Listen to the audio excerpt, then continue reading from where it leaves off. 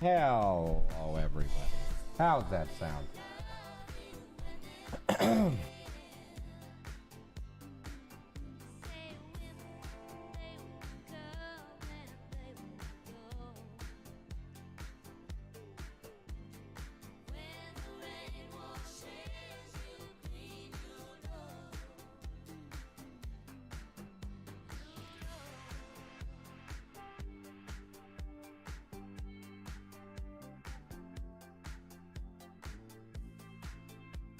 Oh, well, I was just about to send you a message there, Mr. She-Town Man. It's okay, you still got 30 minutes, brother. I'm prepared. Why is it? What is that? What's that light there?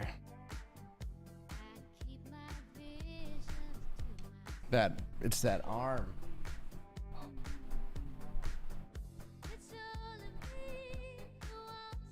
Weird. The lighting in here is so bad today. Ugh. Yeah, we like stretch it down maybe. The importance. Yeah, for some reason that arm is now part of the problem. I'm getting ready, Bert. Bert. Is that what you kids are saying for BRB now? Or BR soon? BR almost? BR in a minute. Don't worry, C-Town. We're here, brother. We're getting it fired up. We haven't even changed to the show yet. So we're good, man. We're good.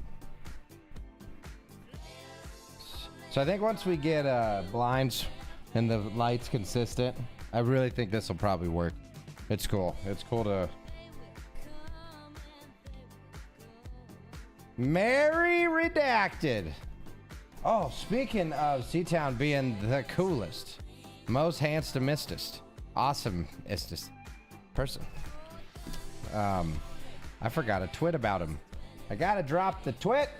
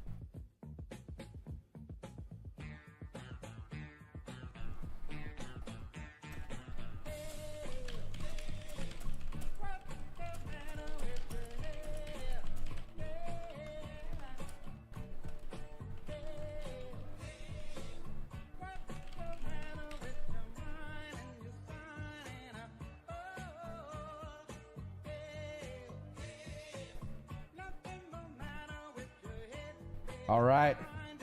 Wait, this is, what the hell? Bad playlist. Bad. What the hell was that, Buttlicker?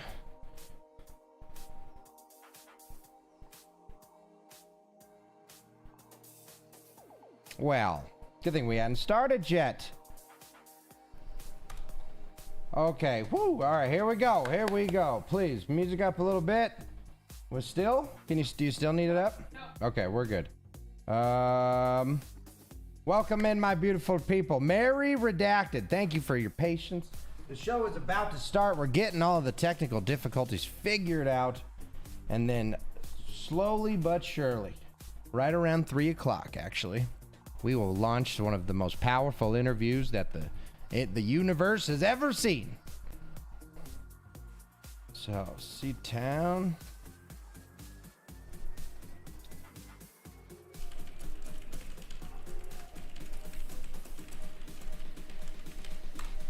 All right, y'all. The time has come, the Marcus says, to party. Let's start this show. So, what do we think? What do we think?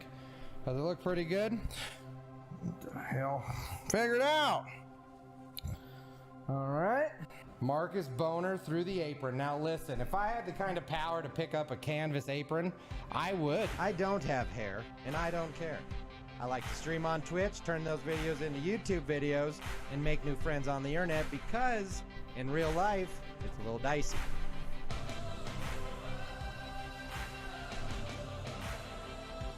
I'm turning into an avatar. What are they called? The Nami?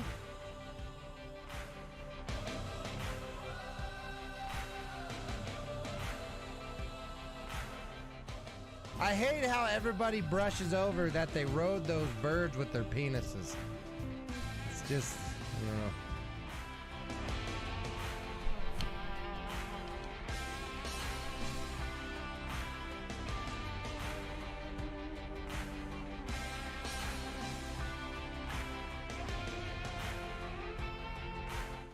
What is up, you beautiful people, and hello, and welcome to another Marcus show. That's right. Today's a good one. You guys know me, and I sure love talking, and there ain't nothing better than actually talking to another person. I can tell you right now, a two-sided conversation is the best kind of conversation you can ever ask to have. And that's exactly what's going to happen today. We are being joined by the beautiful, the handsome, the smart, the horribly unjustly single C-Town ladies man. And I can tell you right now, I'm excited to hear this guy's story. I'm excited to hear this guy's ambitions, and I'm excited to see what exactly we end up talking about, because I don't know what my obsession is. It could be honestly because of his name, right? I feel like if you have a name like C-Town ladies man, you should, unless he's being ironic, you know, kind of like calling a big guy tiny, right? Maybe he's saying he's a ladies man, he's being ironic about it. So I don't know, but we're gonna find all that out today, and I can't wait to learn. So how the hell are y'all doing? How is the world? How is, well, we know the world's fucked. How is your world? Mary Redacted with the follow. Decent. Let's go. We're gonna have to figure out our alerts later because they don't seem to work anymore. My only guess, nope, Firebot overlays right there. So we'll have to figure that out, you know, but hey, Mary, we appreciate you being here. I would love to know what's redacted, but that kind of defeats the entire point of redacting something, right? Because if you go around telling people what you redacted in the first place, then what was the point of redacting it? So I don't know, you know, we have ideas about different things here, but welcome. I assume you're here for the grand interview, and oh boy, I'm excited as well. My beautiful wife, she's here today. Love seeing it every time. We love when Lindsay's not working. It is unbelievably better, the world, when Lindsay is off. It's great. You know, because we got so much done today. Guess who? Doug Redacted stands for ladies man. So Mary ladies man. Well, geez, have you ever met Mr. Ladies man? You two should get together and be besties. Or, you know, if there's a spark or a twinkle, maybe fall in love with each other. I don't know. I'm not saying I know all the answers. I just know that sometimes a coincidence isn't a coincidence, and it's truly a thing of love. So, welcome in. Or is Mary Redacted ladies man? Is C-Town already messing with me? Chip, what's up, Chip? How you doing, beautiful? Oh, we love it when you're in here. It's a thing of joy. It's a thing of excellence. You know, because there's a lot of other streamers you could be watching right now, and you chose Marcus. Oh, I love it. I love it so. We are besties. See, and that's how it goes. And there is absolutely nothing wrong with with a man and a woman being friends. The only hard part is it's really difficult for a man and woman to be friends unless you're related biologically. You know, because I've had so many friends who are ladies. I don't know if you're a lady. I just Mary au contrary. but I'm assuming, right? Because we're besties is a kind of what a lady would say. But C-Town's a great guy. You know, if you ever find yourself alone, maybe look past the nose and into his eyes and see the heart that is the great guy, you know? But anyway, I don't want to make it awkward too early, Mary. You know, we just met. So don't let me brownbeat you into a relationship with C-Town because, you know, maybe I'm trying to get him off the market because in case Lindsay ever gets a weird idea, I just want to make sure that he's already taken. He is quite a catch. He really is. Whew. Okay, that was funny. Kind of. Funny awkward or funny haha? Chip, what is your world consumed with recently? I want to hear a victory. You know I like to hear when you guys are having good days, right? And it doesn't have to be a big victory. Did you have a great day of work the other day, right? Did you have a great day off? Are you having a great day today? I mean, I love his nose. That's a powerful nose. So I had a buddy.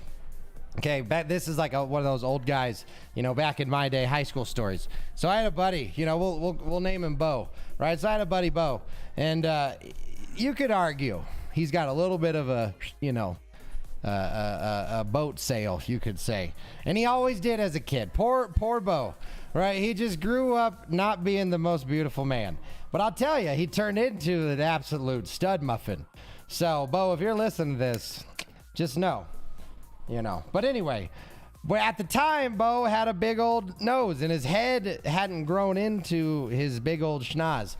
And the thing is I never let him feel bad about it because I constantly had to rip on him about it to make sure that he never felt self-conscious about his nose. And now you say, Marcus, wait. Now, how in the world does pointing out somebody's insecurity, because remember, we're best friends, so I had the right to. But how does pointing out somebody's insecurity like that in such a, you know, humiliating way actually make him better? Wouldn't it just crush his mind and crush his spirit? And I say absolutely fucking not. It doesn't hurt him. It's true. He was thinking every single word I said. I knew he was self-conscious about his nose, and I made those words come out of his brain and out of my mouth, so that he had to face those words instead of just be destroyed by them from the inside out, right? So that's exactly why I did it. I ripped the shit out of him because he had a very bad opinion of himself, and I hated it because he was my best friend in the world, right? So I would never let him feel bad alone, right? I made it a point to say, listen, and this is all like, this is the nonverbal stuff. Listen, I know what you're thinking, and I'm saying it out there, and you better defend yourself or it's never stopping. And ultimately, guess what happens when somebody you trust is constantly telling you the things that you think horribly about yourself? Most people start to get defensive.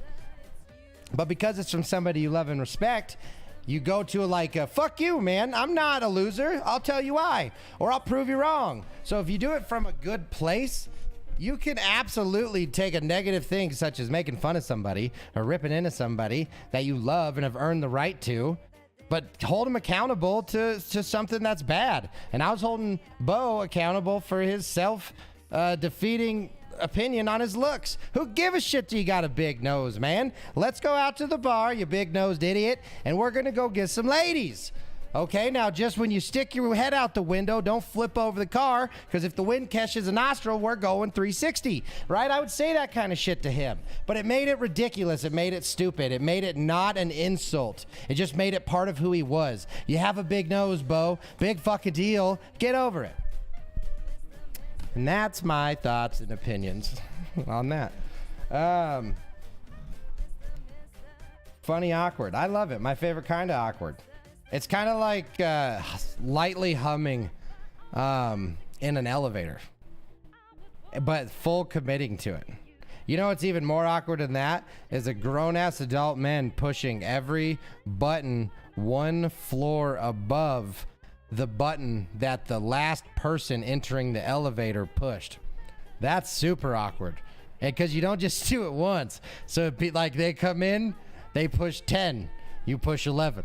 Next person comes in, You're on like 15, right? They push 3, so you push 4, and then every single person has to wait one level above where they're going, and you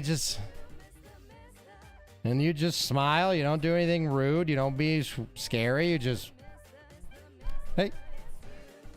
And then you have one of the funniest stories, at the time at least. So I just say go with it. I truly say go with it. Oh man, I spent the afternoon at our association pool today. Oh my gosh. So I would love to have our pool set up. It would be amazing to have our pool going. But unfortunately, we have a lot of dirt work to do. I was building a foundation to a shed today. That was fun. That was an enjoyable time, I'd like to say. Oh wow, sounds like they didn't want to do the mate. Not too crazy, but fun. No, that crazy is in the eyes of the beholder. A genuinely enjoyable time can be as simple as sitting naked in a beanbag chair in front of an air conditioner, or as complex as building the addition to your house. If it's something that brings you joy and you did it specifically for the sake of joy, you didn't do it because you needed a break. You didn't do it because it's part of the routine. You did it because you made a point to say, you know what?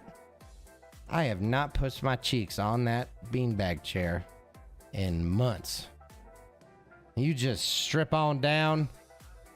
You're like, shut up, Dad's taking a minute. Go in front of the AC, crank it up. You slap that ass right on that beanbag chair. You just sit.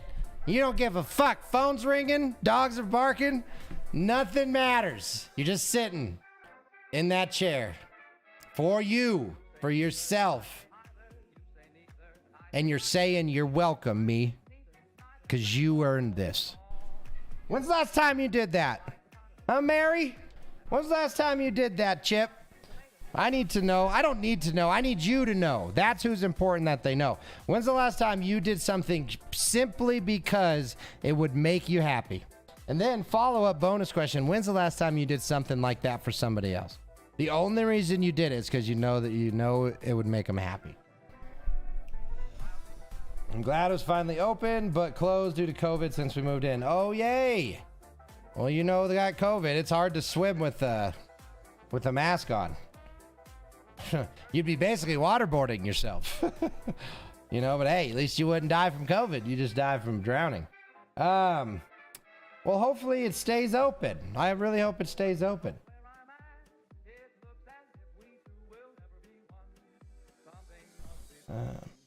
Sounds like they didn't want to do the maintenance. Yeah, no kidding. Hey, you know how we save $50,000 this fiscal year?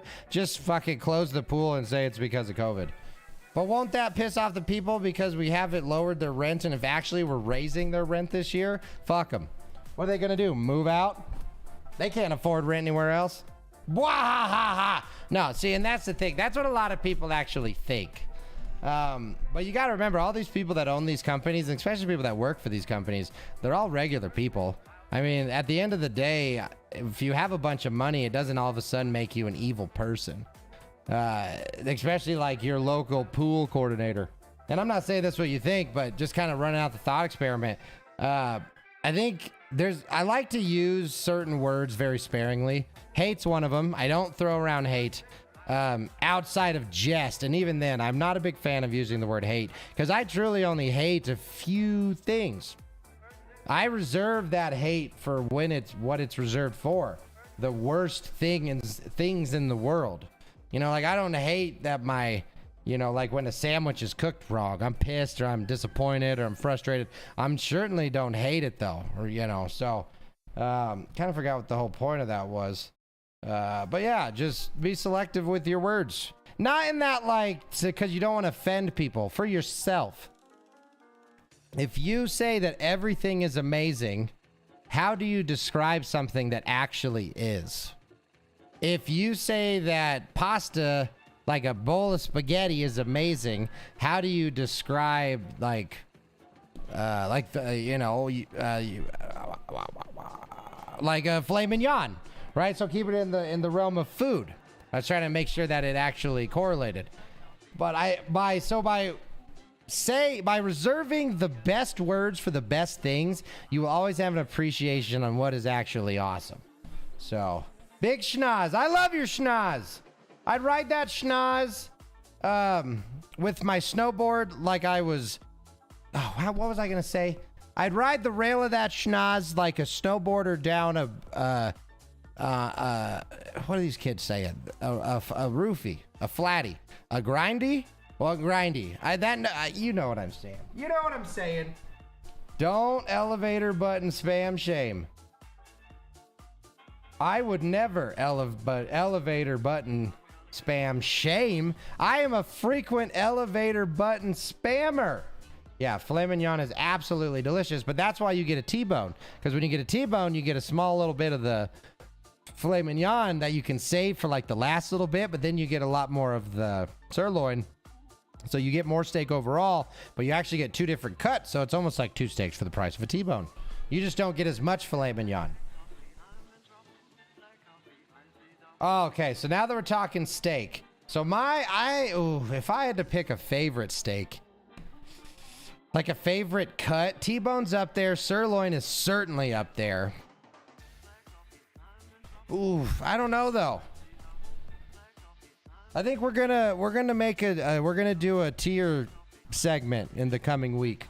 We're gonna rate some things. We're gonna rate some foods, or just some things in general. So stand by for that.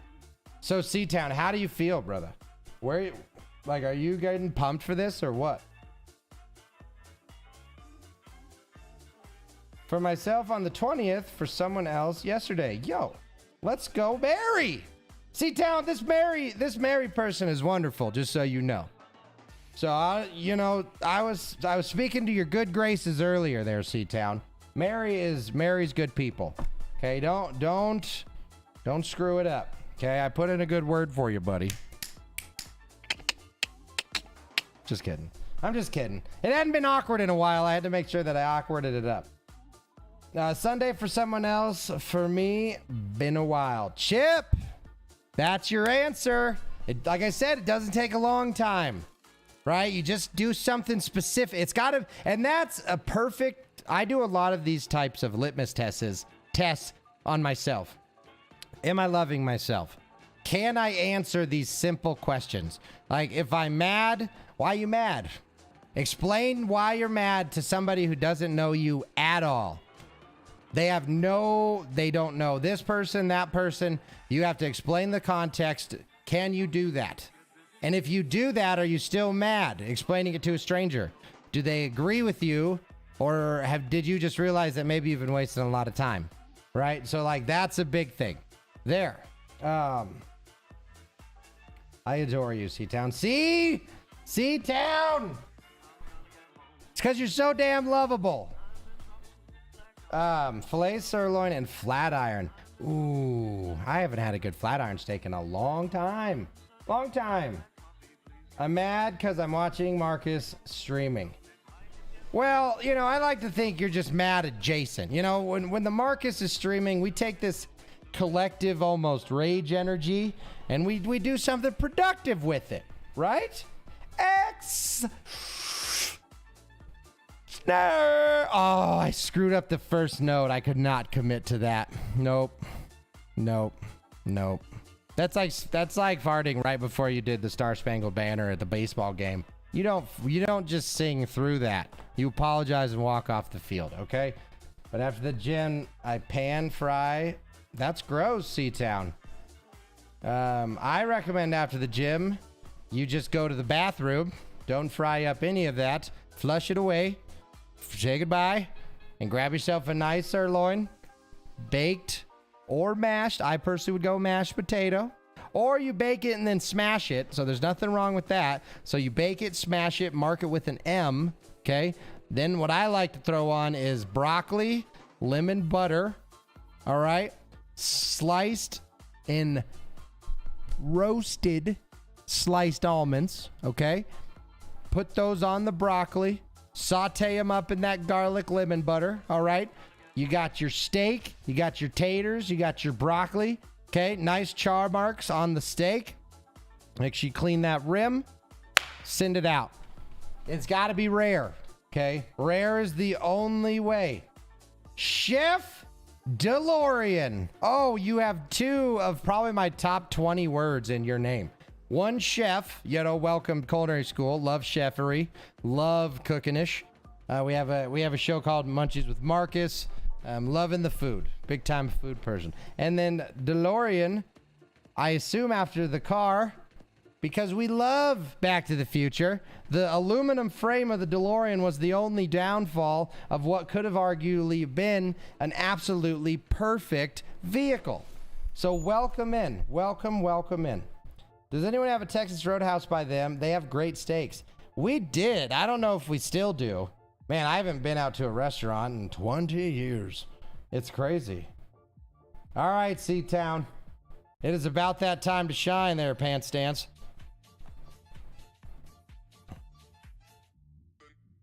But during the gamer sessions, I drink my chalky milk with sliced apples.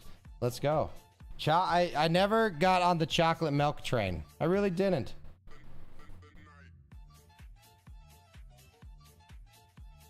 Storyteller, what's up, dude? Much love. Thank you for the lurk.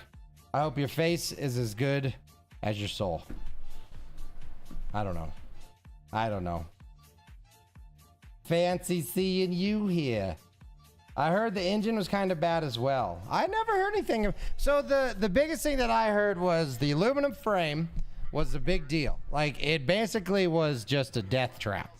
And the engine being behind because it had huge fuel system problems, if I remember right. Like, it essentially just leaked like a stuck pig. So between getting crushed between the motor and the car, because it just was essentially aluminum can, I'm pretty sure it caught on fire a bunch. So, but ultimately, we love the DeLorean. I got a bunch of problems that hurt people. You wouldn't discontinue Marcus, right? The Mandalorian, but I love... Oh, Chef DeLorean. Mandalorian, Chef DeLorean. See, I'm old. I just showed my age. Something unbelievable. So now that is now kind of the assumption I have to make when I see a DeLorean, like in someone's name, because it's most likely the pop culture Disney Plus show, The Mandalorian, not the classic automobile, the DeLorean. What a shame. I'll tell you, the longer you live, all of a sudden, shit's cyclical. It's weird. Who would have thought DeLorean would become famous for another reason?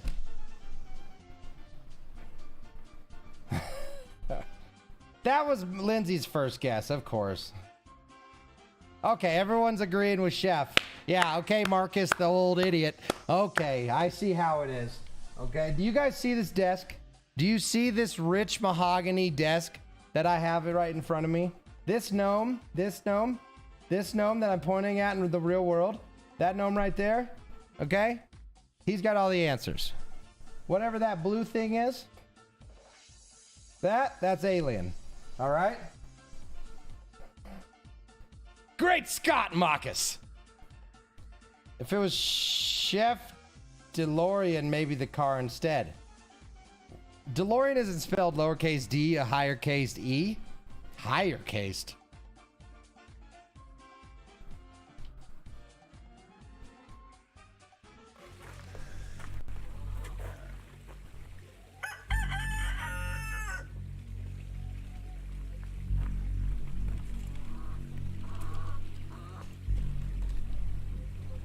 What's up? I don't know if I said higher case, Lindsay. Sorry.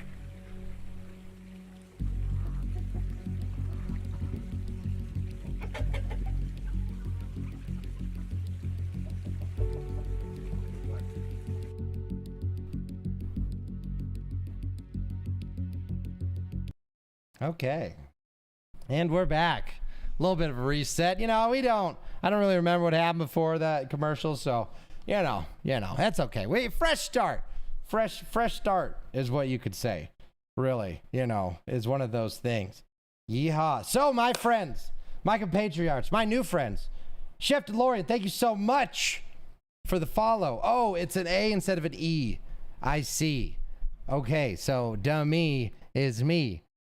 Okay, now I see the difference. DeLorean, and the car is spelled DeLorean because it's French, I think.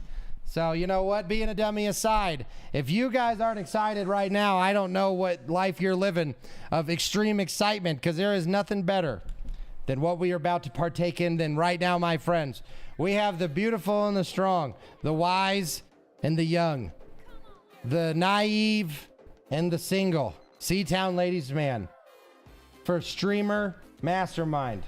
Join me, my friends, because this one is going to be great.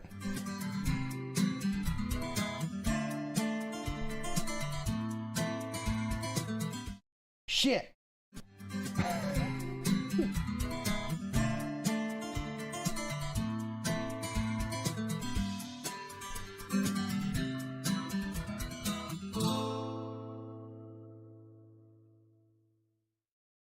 Okay, that was totally flawless, everybody. Did you guys see how flawless that was? Mr. Seatown Ladies Man, how are you? And what is up? Drop me with those bars. What do I got? Where are you? I don't see myself on the screen. Oh, I haven't done it yet.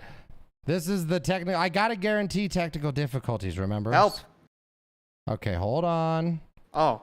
I know. What all this build up for what payoff, am I right? All right, so we got Seatown Ladies Man. We are building up. Where the fuck? I've done this before, I promise. Screen capture. Did I get rid of it? There it is. There it is. Seatown in the house. Round of applause for one of the greatest people in the world. We're good. I think we're there. I think we're there. Yes. Round of applause. Marcus, I can't hear you. Of course you can't. What do you mean you can't hear? Can you hear me now? I can't hear Marcus. Hello. Oh my God. Oh, hello. Now I can hear you. Okay, can you hear me? Okay. Yes, I don't know what's going on right now. The world just got better. There we go. All right. We made it. What's up, everybody? Oh my God, this is so awesome. Dude, I just got off of work late, and I still made it on time. I'm a champion. Go.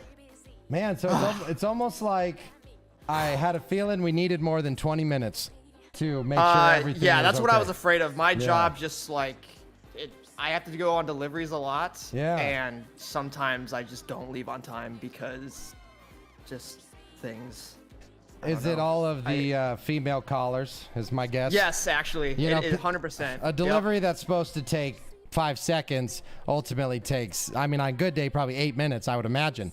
So. Oh, yeah. Because, I mean, so- sometimes the customers want to just sit there and bullshit with me, which wow. sometimes it's fine. But, you know, at the end of the day, I'm trying to leave. I'm, you know, like, let's just do this next time I come if I'm here earlier. Well, absolutely. Time is money, you know? Well, yeah. And then, like, if I go over my, like, hour limit or whatever, you know, the district manager's, you know, budget gets blown and, you know, I'll get in trouble and, you know, the world will end. Hour limit. Wait a minute. Yeah. Okay, so now I got to know what you do. If you work more than 40 hours, you know, they have to, like, you know. Overtime. They have to, yeah, they gotta blow their bonuses, you know, that they get that we don't get. I don't think it's the bonuses they're blowing. Well, they gotta cut it somewhere. Yeah. So what do you do?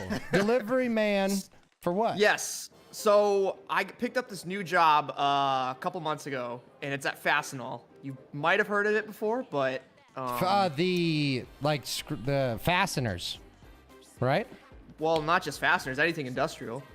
Well, excuse me for not intimately following Fastenal's rise to construction freaking hierarchy. So you deliver all types of things. I most know Fastenal, I believe, for their screws. Yeah, screws, anything safety related, like vests and gloves. Yeah. Helmets, lights. Helmets, lights, paint thinner. Safety cones. Safety cones, all that stuff, yeah. Tarps. So, tarps, there we go, yeah. Small tarps. Small or big large. tarps. Okay, I mean a little bit of everything. Metal tarps, Lindsay said. I don't think there are metal tarps. I think those are metal just called tarps? pieces of sheet metal. Get a roof? Yeah. I think that's just called sheet metal. He delivers Yeah, the hi, I'm screw looking job for a to all metal the ladies. tarp. Do you have them in Yeah. stock, sir? Yeah. So how many lonely housewives are you delivering these metal tarps to? I mean, is Actually, so since all my clients are essentially industrial businesses, so exclusively? not too many. Yeah, not too many. Yeah. Okay. Okay. Yeah. well, So you know. I actually today I went to this place that like is like a repair shop for like the light rail system in the city that I take like when I go Wow. downtown drinking, which was crazy to me. It's like, dude, I'm like behind the scenes right now. Absolutely. You're seeing how the Like, it was Matrix is insane. programmed. Yes, and I gave them a bunch of like air filters for their building, and that So was it. But I gotta know though. Now, did you take advantage of your sneak peek into the back rooms, and did you say, "Hey, like, can I look around and network and commingle with you wonderful people?" So it kind of depends on the business. Yeah, yeah. I've been to like a factory type place where you have to wear like a hairnet and a mask and like a helmet and glasses and everything just to get in. Yeah. And I have seen where they produce the oil for the Chick-fil-A sauce. Oh my like, gosh! Did you have to sign On the an NDA? conveyor. Oh yeah, like on the conveyor belts, like with the machine, like this. Oh my god, my mic. With like dispensing, you know, like into the bottle or whatever. Like, dude, You saw the heart It was of it. gnarly. I Did you saw get a the heart of it. complimentary 5-gallon bucket? No, I wish I did though. They won't even let me near like the conveyor belts. Like, Really? they got it all blocked off. Yeah, it's like. So it wasn't like It's- Laverne and Shirley. You know, you couldn't No, went up no, and no, no, put no, a no, glove no, no, on no, there. no. Hey, look at Nope. you getting an old reference. Let's go. No, we're not. It's not like that. They're trust. There you This go. place. I mean, some places like have like armed guards that I've gone to too, which is pretty crazy. So you And work I'm just for... giving them a couple boxes. Yeah, well, what's in the box? You know, the famous... I don't know. I just sign the paper with them and then, you know, get the hell out of there sometimes. You know, it's like, No it just all kidding. depends. I mean, is there a certain time when you feel like you've had too many rectal exams to where you're ready to move on to a new job? Probably. But That's not kind of yet. what was going with my last job at Lowe's. I worked at Oh, Lowe's. I was God. a Lowe's superstar. Like, I busted my butt off there for 2 years. Lowe's. We And love Lowe's. Lowe's. We love Lowe's. Lowe's. Well, we hate All Home right. Depot. I'll say it publicly. Home Depot. Good. Screw Good. you, man. So They what? won't even hire me. What about Lowe's? What So- made Lowe's worth staying at for 2 years? It's an okay job if you've never had a job before and you're just like trying to get started. Yeah. And you know, you have nothing under your belt. Yeah. But then after 2 years, they wouldn't give me a full-time position, and I'm just like, you know, I had my motorcycle to pay off, and I just, you know, I'm just trying to pay rent and everything. Being a And baller they're- is expensive. Yeah, and exactly, and they're like, you know, and I'm there for 2 years. Well, I was trying to get full-time like since I was 6 months in and beyond, Yeah. and you know, nothing. And during the summer, I was doing okay because they pretty much just handed out like how many hours you wanted because it was so busy there. Yeah. But like, you know, once that was over, like pretty much after Labor Day up until like, I don't know, Easter, that's kind of like, you know, Is that the hot time for Lowe's? no, that's the downtime. Oh, in the between opposite. Labor Day That's and the Easter. cold time. Yes, yes. So So like what in is- between, Yeah. so like, you know, Easter all the way to Labor Day in the summer months, that's prime time. So, you know, if you're working part-time there, you can just work as many hours as you want. They don't care. But Oh, but once I was it- just trying to get Yeah. like full-time for like the consistent paycheck yearly, you know what I mean? Absolutely. And they So- wouldn't give it to me. Okay, so what was the straw that broke the Seatown's back? My last attempt at applying for a position there, that wasn't even in my department. I worked in their inside garden department. So Yeah. like the lawnmowers and grills and Oh, the cool you stuff. know, all that stuff. Yeah. Yeah, all the cool stuff. Yeah, Yeah. yeah. And I applied to go be the full-timer down in plumbing. I mean, Hey, now listen, listen. I've gone we over got plumbing in the blood, okay?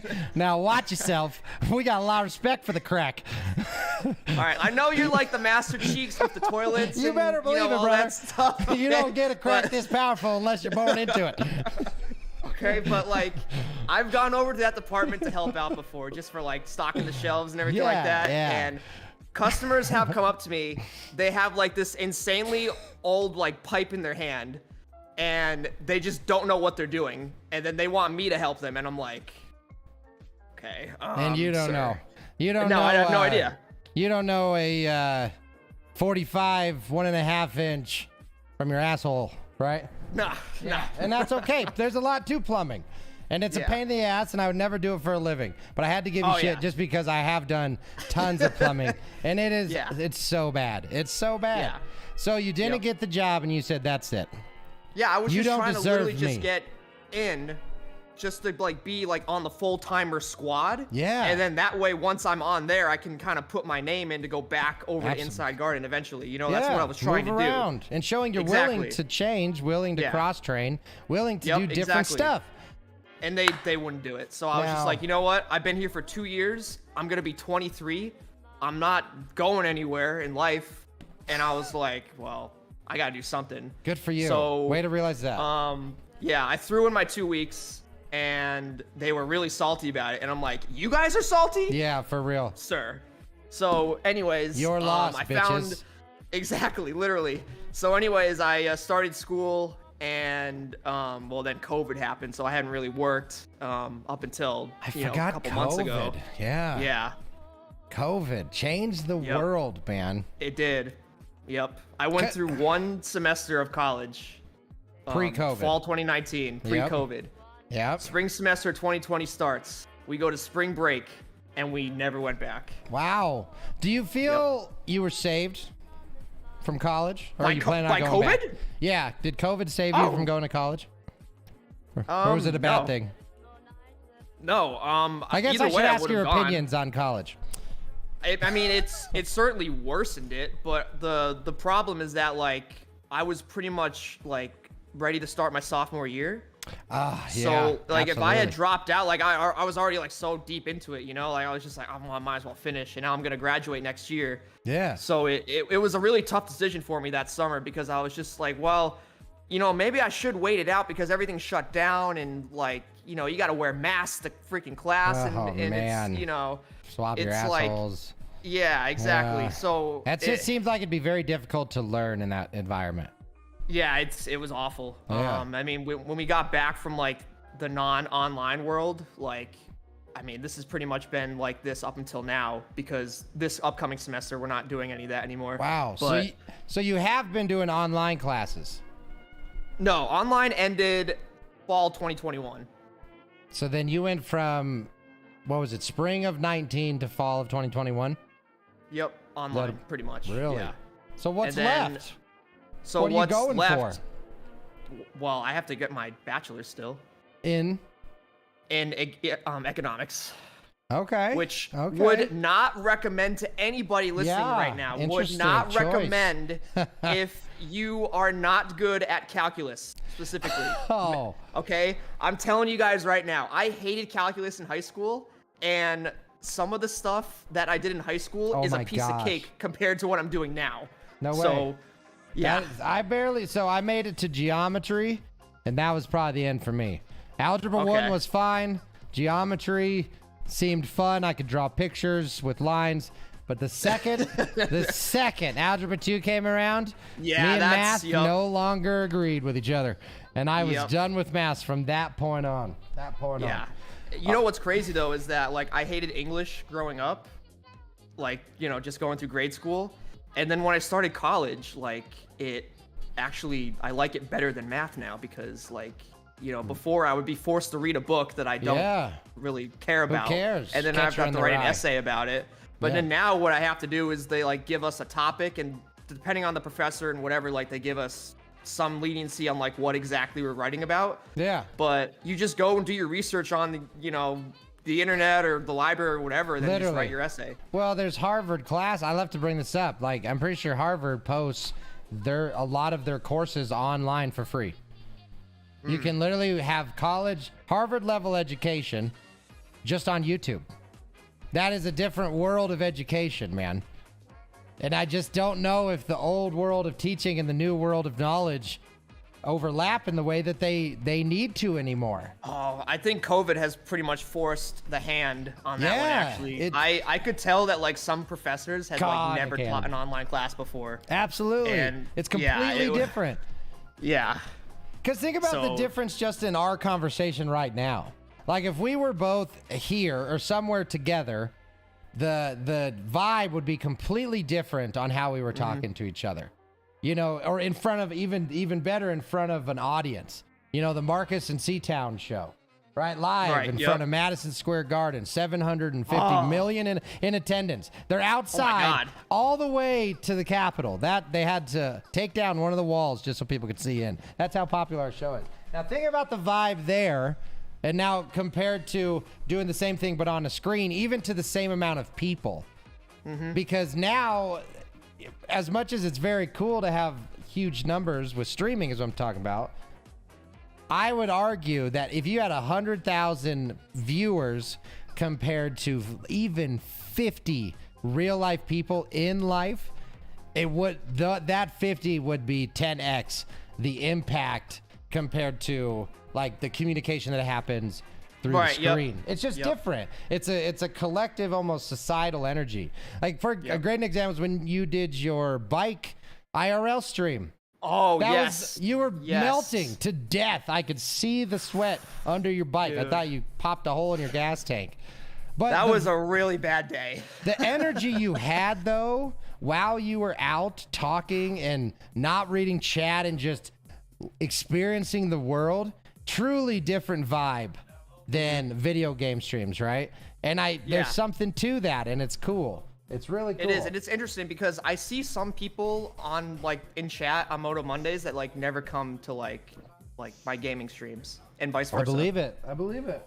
Yeah, and then some people are overlap obviously because they just love me that much. They're amazing. Yeah. Is Mary Redacted one of those amazing people? Possibly. Yeah. Possibly. Ooh. Yes. See, Mary, not officially. You hear that? I'd be offended. I'd be pissed. Hey, Mary, you're number one in our book, okay? You and Lindsay will be besties. C-Town, he doesn't appreciate you the way we do over here. Look, there's certain calculations that have to be made still. Gotcha. I'm an econ major, so we True, gotta do all these fancy calculations. People are numbers. So, see, you could get in the government. That'd be great. That's what I've been told. So it's like, actually, I can tell you guys how I got my job right now. Which is pretty crazy. Right now in our story, we're not at present yet. So COVID hit. You've been going to college. Oh yeah. So COVID hit. Yeah. So COVID hit. Yep. And then, that's kind of when I started becoming a small streamer type deal. Were you a streamer observer prior to? No, I was not. Mary, you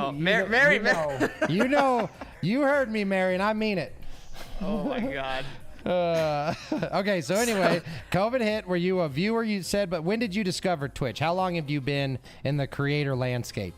So I tried YouTube, actually. Really? You won't find anything. So I found something I've been meaning to tell you. I don't know if that's still your channel, but apparently you're some type of memer. Is that true? You combine a bunch of movie clips? Quite possibly, yes. And then through those combined movie clips, they're quite hilarious little sentiments about our culture and society. And I can say I absolutely love it. One of them got me like, damn. But art is art. So please go on. Please go tell me about your YouTube That was also a I have nothing better to do right now, COVID type deal. Okay. So that's where those came from. Decent views. So you decide, you know what? I'm going to make some meme shit on the YouTube. And then that's when and I was already playing like video games online with like friends and whatever. As a streamer? No, not as a streamer, just like, just not streaming. Just playing video games. In general, yeah. And I guess we'll talk about Battlefront because that's pretty much the mainstream of my channel. But so I got the game back when it came out, and I would just get on my PlayStation and send out a message to like the to the group chat. Hey, who's online right now? Let's get in the party and just play and whatever. And I was thinking to myself, okay, well, I'm doing all these like funny, hilarious YouTube clips. What if I because you can use your PlayStation as like a broadcaster to YouTube, you know what I mean? And I was like, I didn't know that. So you can go straight from YouTube or PlayStation to YouTube?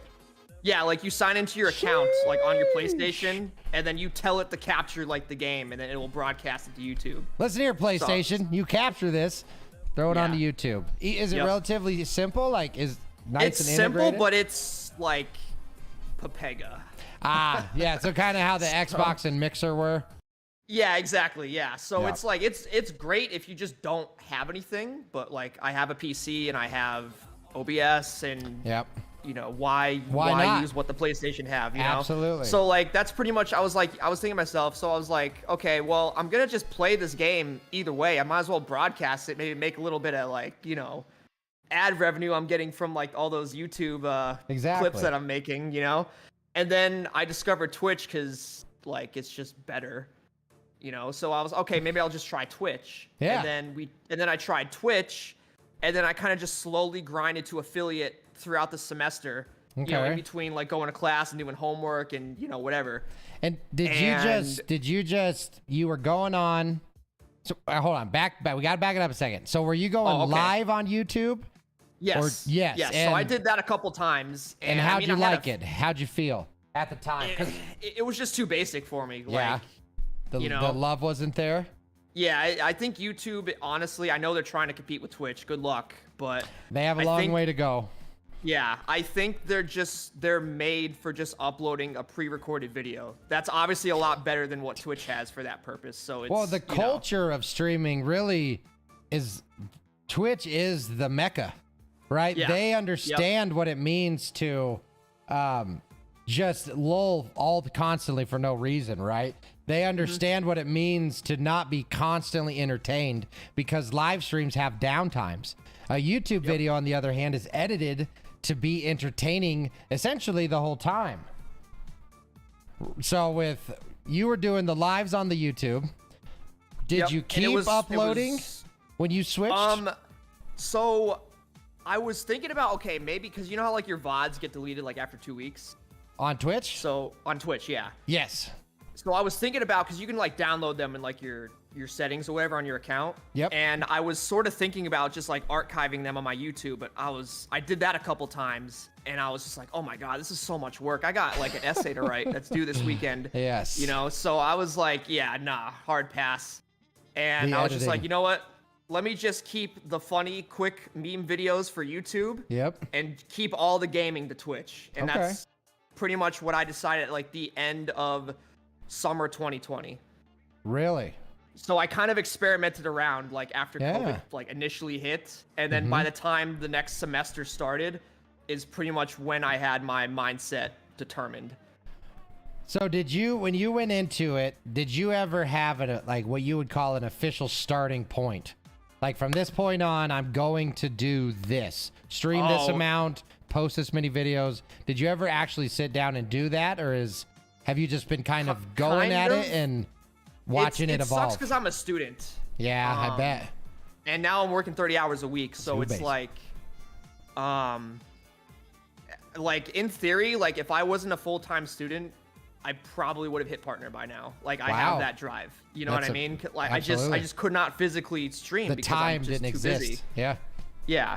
So like at the end of that summer, I pretty much said to myself, okay, let's just like casually do it, but not like expect like anything glorious for a while. So do it without setting goals.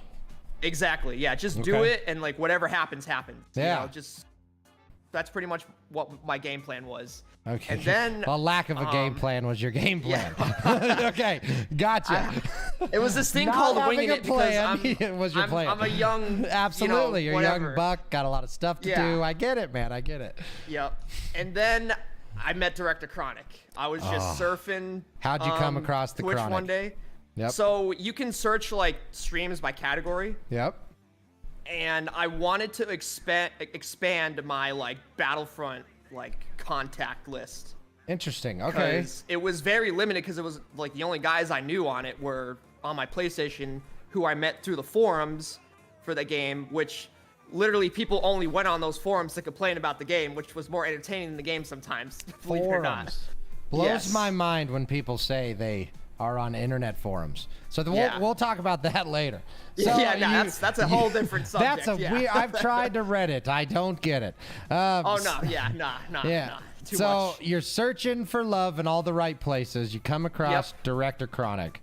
Just literally random search. Yeah. Yep. So I'm just clicking on random streams, like seeing like who, you know, like meets my vibe. Yeah. And after a few tries, I hit up Director Chronic. I'm just sitting in his channel for, I don't know, 5-10 minutes. He's, you know, playing a game or whatever. Okay. And I'm just typing away, you know, being myself or whatever. He's laughing to my comments and everything. Just singing to him. Yes, yep. And then before I even decided to follow, I was gifted a sub. Wow. And I was like, whoa. What a community. And I didn't even know what that was back then because I Yeah. wasn't affiliate yet. You were a baby. Yeah, I was. Yeah. And I looked into it and I'm just like, oh my God, someone literally just spent money on me for being funny. Oh. Wait a And minute. I was like, oh, okay. So I followed him. And then, you know, I kept going to every single stream. I kept just popping off in his channel and everything like that. And then I met even more people through him over the coming months. Other streamers or yeah, other other Battlefield? streamers, yes. Okay. Any Who noti- also at... I was gonna What? say any people. So Director Chronic, any other people that like you would attribute to really helping you along in this journey? Oh yeah, definitely. Yeah. Yeah. So I met other streamers at the time were playing Battlefront. Now they're not anymore. Okay. But I can think of a few people initially Judas. offhand, like Serpent, Mr. Boba Fett, High Jedi. Yeah. You know, a lot of like super old original people in our little community, I guess. Yeah. And then the game was free for PC January 2021. And ever since that happened, Okay. I started playing the game with Chronic on his channel, Big boy. like carrying him like while he's streaming. Wow. Is that why and, everybody you know- says not C-Town? Because Yes, whenever they yes. have to go against you, you just spank them? Is that Yes. what the not C-Town in the Director Chronic comes from? Yes, Not so I C-Town. Every time I, I see it from like a couple people. yeah, so I've had the game since it came out. and, Okay. like I just played the absolute shit out of it on my PlayStation, and Yeah. it's the same game on PC, obviously, and I can plug my controller in my PC, and it's Off you literally go. the same game. It's Off you nothing go. different. Yeah. And the like, I can still remember the very first like match or like few rounds I played with Chronic, and That's because he so never fun. seen me play before, you know, Yeah. he just knew I had the game and played it, and like, I mean, I think a lot of people in here probably won't understand a lot of this, but like, We're listening. Tell me Lando about is my man on the light side, and Okay. Faz is my man on the dark side. Gotcha. So like, I'm going with Lando for one game, and I'm point blank stunning people right in front of Chronic. Like you can see it on his stream back then. Okay. And I'm just melting people right before his eyes, and his face lit up, and he was like, "Oh my God, C-Town, let's go, let's go!" I mean, it was insane. Yeah. And we just sort of developed a very, very long-term, ongoing Oh my gosh. friendship because love that. like every time he's streaming, I'm in there carrying him, so he can just sit back, relax, read his chat, and vice Yeah. versa. So it's plus So the you're other people I mentioned earlier, Yeah. So your Yeah. skill and your charisma, your good sense of humor, all led you to this kind of world of Battlefront. Or no. Yeah, Yep. Battlefront. Yeah, pretty led you much, to yeah. Director Chronic. And then after impressing everybody, okay, what happened? What was after that? So you're in the network. after- you're loving yes, everybody. so- Everyone's loving you except for people you're going against. What happens Yep. next? Yeah, and then by then I'm affiliate. Yep. And then obviously back then, I honestly miss these days so much because this is before Chronic was partner. So back then, Chronic would raid people like Boba or me or, a warrior nerd, which is now known as Lore Seeker, because a couple people changed their names. since Yeah, then, which is crazy yeah. to me. So he would like go out and raid people. So now our like communities are like overlapping, Mm-hmm. and the same people that are playing with him play with me, and vice versa. I love that. And like I go to other people's like chats, and like the same people from his chat are in there. Yeah. And it's like now we have our own little like friendship like group going on, So that's Is pretty there much a how that team? all. Is there a team There's there? there is a stream team, and I've actually Really? gotten this question a lot. Yeah. A lot. Let's hear it. So Tell me about it. The way it works is that like a partner can form a stream team, which is basically just like a link you can click on and has all the streamers on there like a part of the Yep, team. I saw that. And then it gives like previews if people are live. Right? Yes, Yep. exactly. You can see exactly who's live out of everybody on the list. So a lot of people are asking me like, "Oh, C-Town, how come you're not on a team? C-Town, Oh, what's you're not going on the blah, team. Blah, blah. I am not. Officially, I am not. Really? And I cannot confirm why because I don't know. I've never asked. I've Interesting. never like hinted at being added. Interesting. None of that's it. I Yeah. don't want to like overstep my boundaries, even though I've known him for like Well, yeah. forever. But So it's a hope, but it hasn't happened yet. Exactly. Yeah. Like That's I amazing. don't want to like be that guy to just drop the question. Yeah. And like Do you put him think in they're that spot. intimidated by your greatness? Like you'll overshadow? No, I don't. Are you? think I they would mean, be are you intimidated. sure? You're kind of a big deal. Well, look at that smile. Come on. You know, I feel like, let's say like he just went live one day and he just announced it, like I was on the team now. I feel like his chat would literally explode and the stream would lag out. That's probably how crazy it would be. The universe would shut it down. It would exactly. shut it down. The universe would just shut down. The earth would stop spinning. Like that's probably what would happen if I was, you know, announced to be joining, basically. So I got a question for you now. How would you feel if the whole time both of you have just been waiting for each other to do something? Oh my God, I would. Wouldn't that be silly? That would be literally. Oh my God, that would be something. Yeah. Wow. I haven't even thought about that. Yeah, I mean, because a lot of times the over politeness. Why hasn't he asked me? Why hasn't he asked me? Should I ask him? Like, yeah. Well, because ultimately, if you're coming from a good place, are you gonna be? Will he be offended if you ask? Because that's the question you gotta ask. And that's what I'm worried about too. You know? Yeah. So that's kind of where you come from. Is if it was me personally, I would. If it's something I truly wanted, you don't ask with an expectation that you're going to get it. You more ask in a way of something that you want to aspire to. I really want to be on this team, in case you didn't know, and I just would love to know what it takes, kind of deal. But that's hard, man. It's putting yourself out there, you know? Yeah, but it is. I'll tell you, holding yourself back because you're scared to put yourself out there leads to a lot of not getting things you want to get. Right? I'm not trying to make this like a counseling thing, but to me, I've watched so many people just have an opportunity be one question away. Like I've said, why don't you ask for a raise? Oh, I just never thought I could. They come back to me a week later and they'd say, oh, they just said I didn't think about it. Here's your raise. Yeah. So just, you know, I don't want to tell you to go do what to do, but I like you if it was my team. The only reason I could see is if they have like a qualification for I metrics. was trying to 5-head it actually like a long time ago, like 6 months ago. I was trying to 5-head it and just be like, okay, what are the similarities between everybody else already on it that I don't have? Yeah. And I think one of them is like a follower, like so all of them are in the thousands. Yeah. I'm not. So maybe that's what it is. Okay. But maybe it's also like a consistency thing, because like right now I'm basically streaming 3 times a week. Yep. All of them stream almost every day, as you know. Okay. So I have my Moto Monday, and then on Fridays what we're gonna do now is have our daytime Battlefront stream, and then on Sundays we're doing DVD. So that's pretty much what the summer schedule is, to work between the 30 hours a week I'm working and also give me a little bit of free time non-off streaming days. So it's, you know, if I didn't have a job right now, I would be slamming it hard right now. I wouldn't have any time to do this right now. Slamming it hard. I would just be slamming it. 8 hours a day playing whatever game, you know.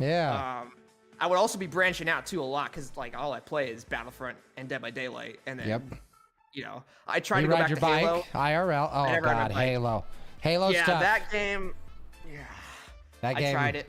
Nope. No thanks. It was fun when it came out, but now it's not anymore. It was fun, and now they sold their souls, and I can't forgive them. So Halo 1 through 3 is still by far hands down best games ever. You should. They're amazing. Do it. You know, like a throwback Thursday type deal or whatever. I was thinking about that. Really? I think we found Seatown through. Oh yeah. How did? An angelic intervention. Mac Daddy. Mac Daddy. Yeah, that'll do it. And he knows Mac Daddy through Chronic. Yep. Amazing. You see that? How it just keeps like the network spider webbing out.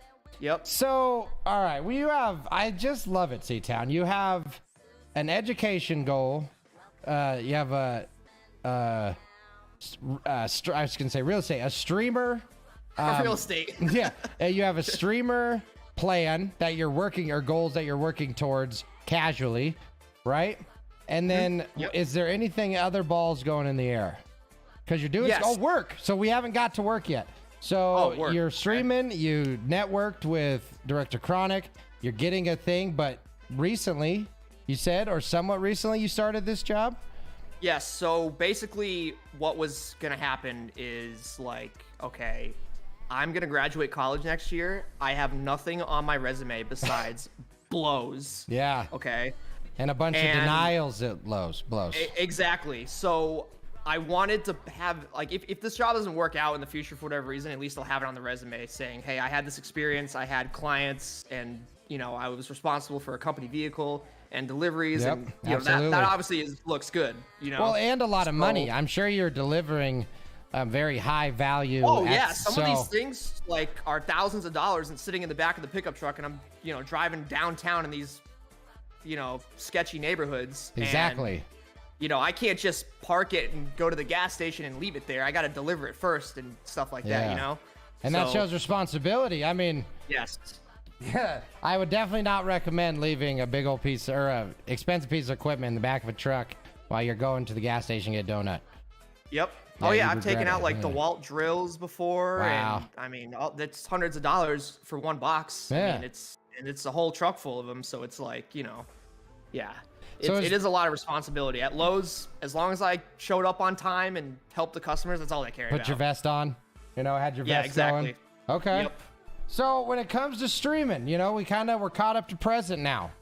Okay. Yes, we are. Within your schedule, within what you're capable of doing because of real life things, what is like here's what I always like to do. What's the best case scenario goal by the end of this year? I'm doing this.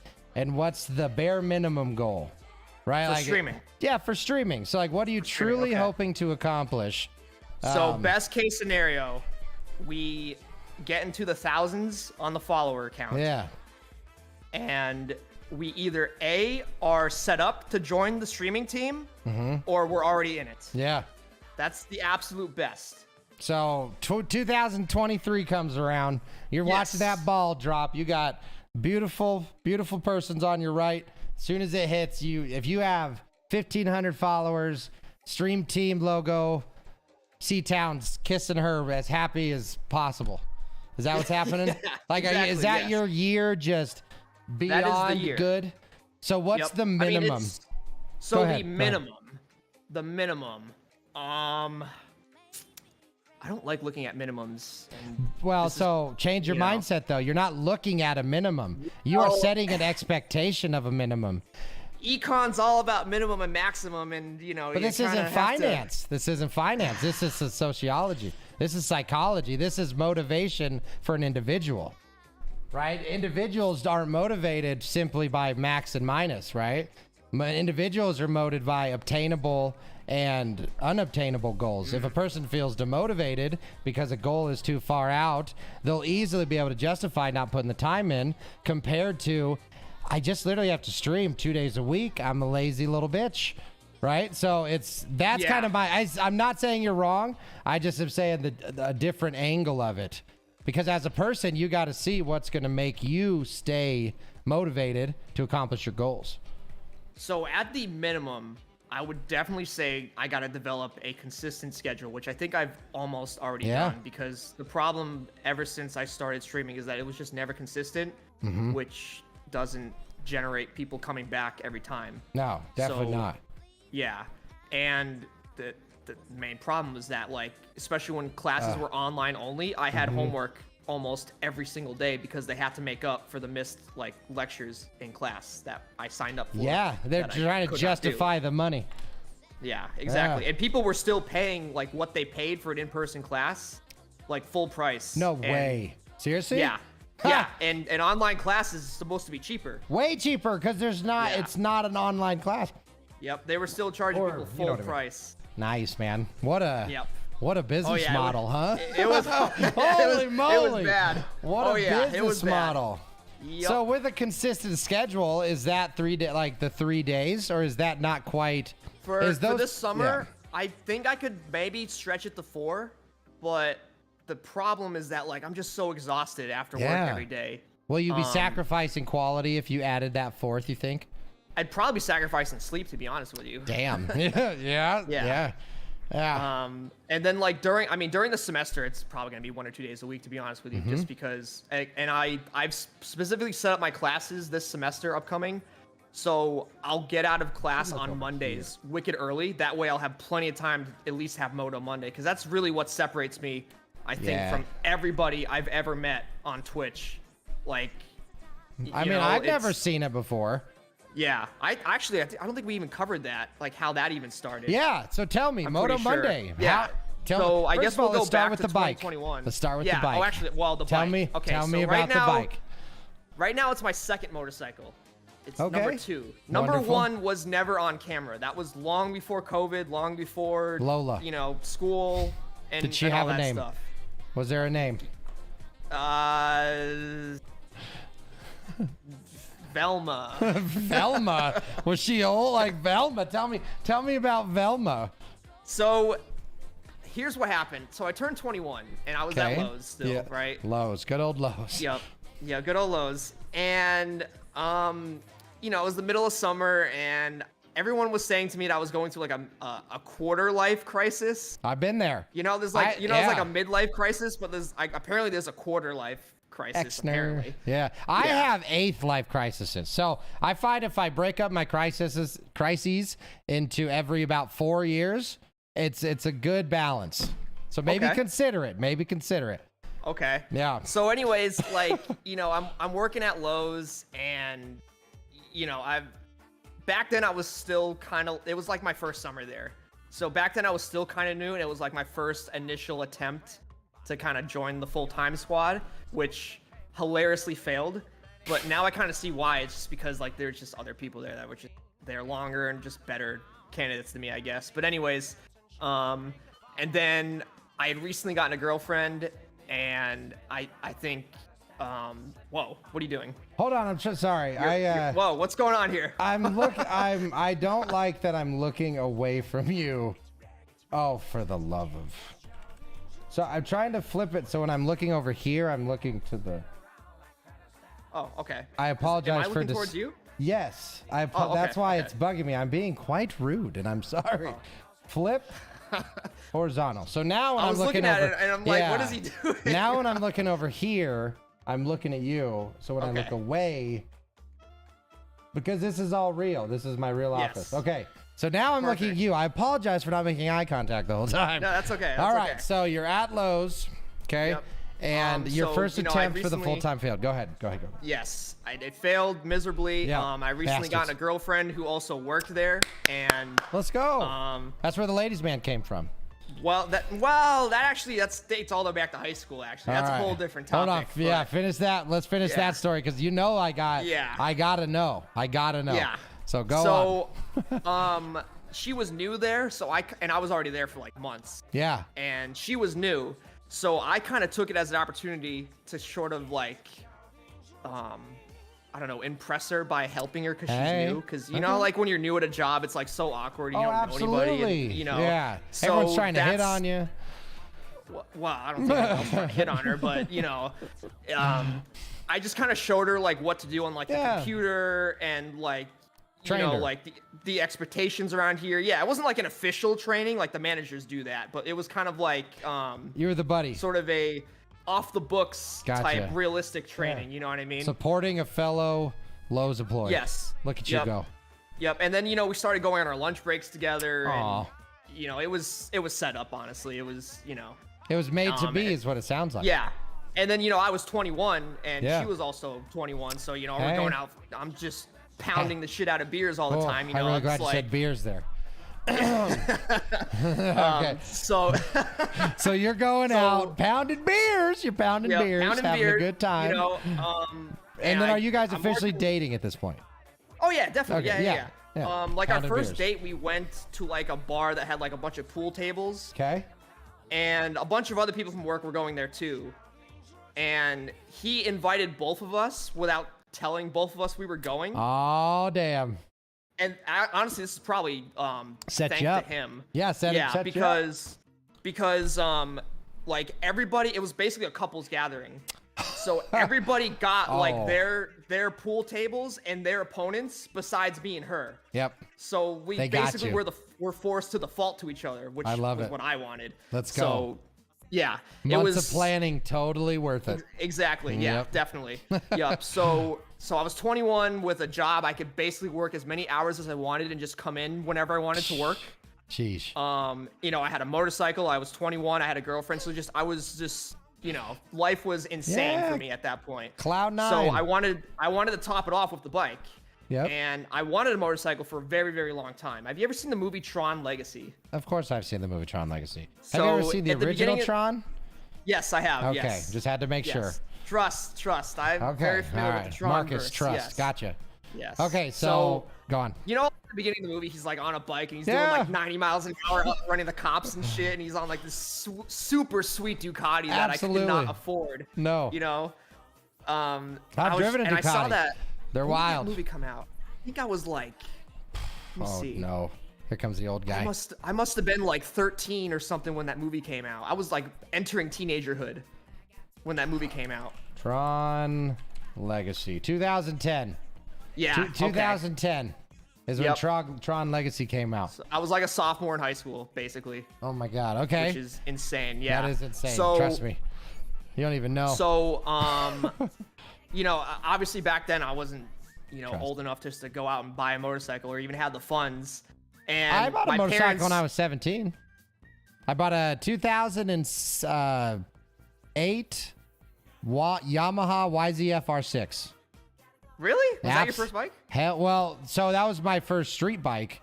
I rode dirt bikes since I was like 5 years old. So that's what I tried to do after I Yeah. was told no on the motorcycle. Like, hey, Oh, can you just buy yeah. me like a 125 I can just screw around with in the woods or Yeah. something, you know? And my parents were like, no. And I was like, okay, I guess I'll wait till I'm a grown ass man. I'll do whatever I want. I'll do what I want. So, yeah, exactly. So that's basically when it happened. Is like, oh my God, I like that. This is the perfect time to get started now because Yep. all this other stuff's happening to me at once. You know, let's Make it keep rain, adding baby. more and more and more. Yeah. Spend money. So, exactly. So, I found out Ducatis were extremely expensive, and I was Yeah. like, okay, well, it looks like Yeah. I'm not gonna buy the bike he had in the movie.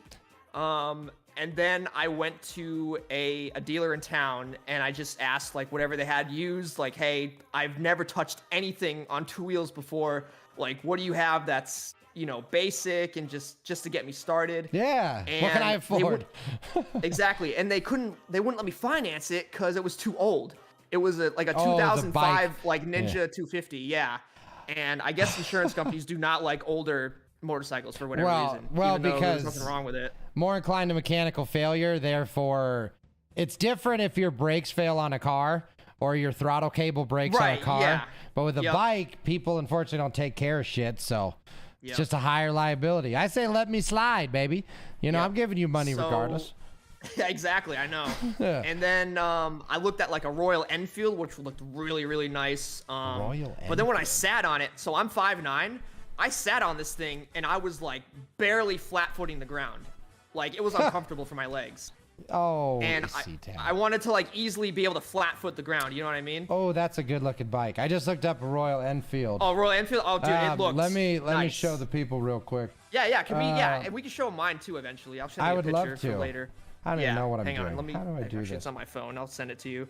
But yeah, so oh So you wanted one or you got a Royal Enfield?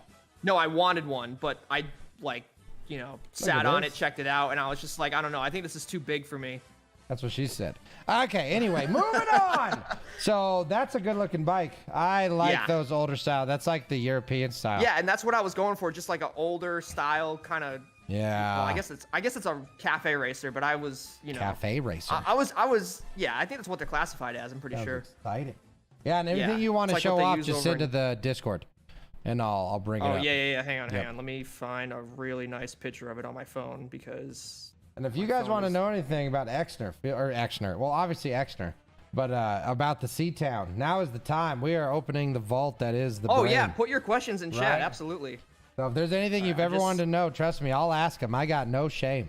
Yeah. So then I discovered the Honda Rebel because I was Hey, following. that's another funny bike.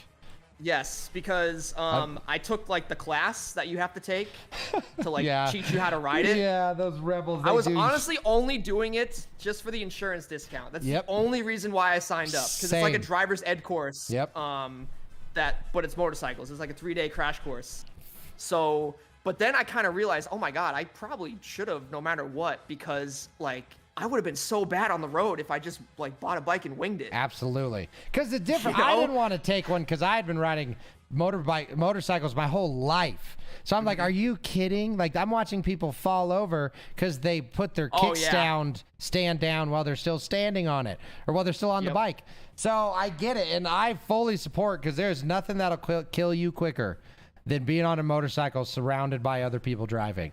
Yep. It was a very, very strict session, but the instructor was an absolute guru. He Yeah. was like, Knew it all. you could ask him anything about motorcycles of any topic, and he will answer it like No kidding. immediately. Like this guy knew everything. Wow. And he made us all wear helmets, like full face helmets, so no half face, As you none should. of that stuff. As you should.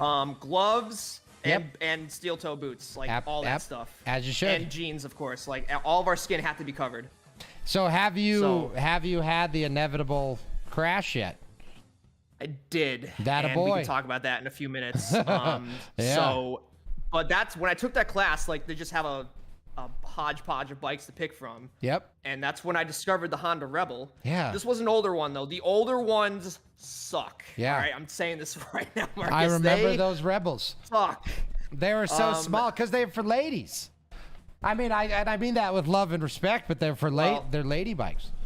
It was a bad design in general, though. It so was. The front tire is smaller than the rear tire, which makes no sense. They should both be the same size. Okay. Ah, that makes sense. I know what they're doing there. Very And then- gyroscopically sound.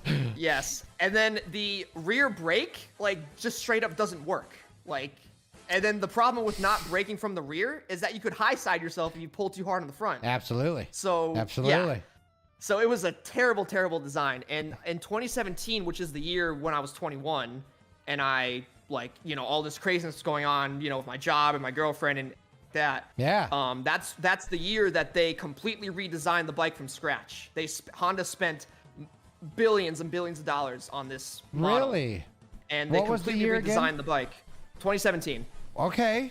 Interesting. I did not know about this. Yep. So, and that's what the instructor told me. He was just like, yeah, hey, this is an older Rebel, but I think the newer ones might actually be good for you. Yeah. Because he told me not to go out and buy some, you know, 1600cc Harley or, you know, a Kawasaki Ninja 600. I mean, that's a terrible entry-level machine, you know? Yeah. And I didn't want to kill myself on this thing. I'm Well- like, you know, I got my whole life ahead of me. And if you don't have the experience to fall on, there's nothing wrong with starting with a smaller bike, and then if you love it, upgrade eventually.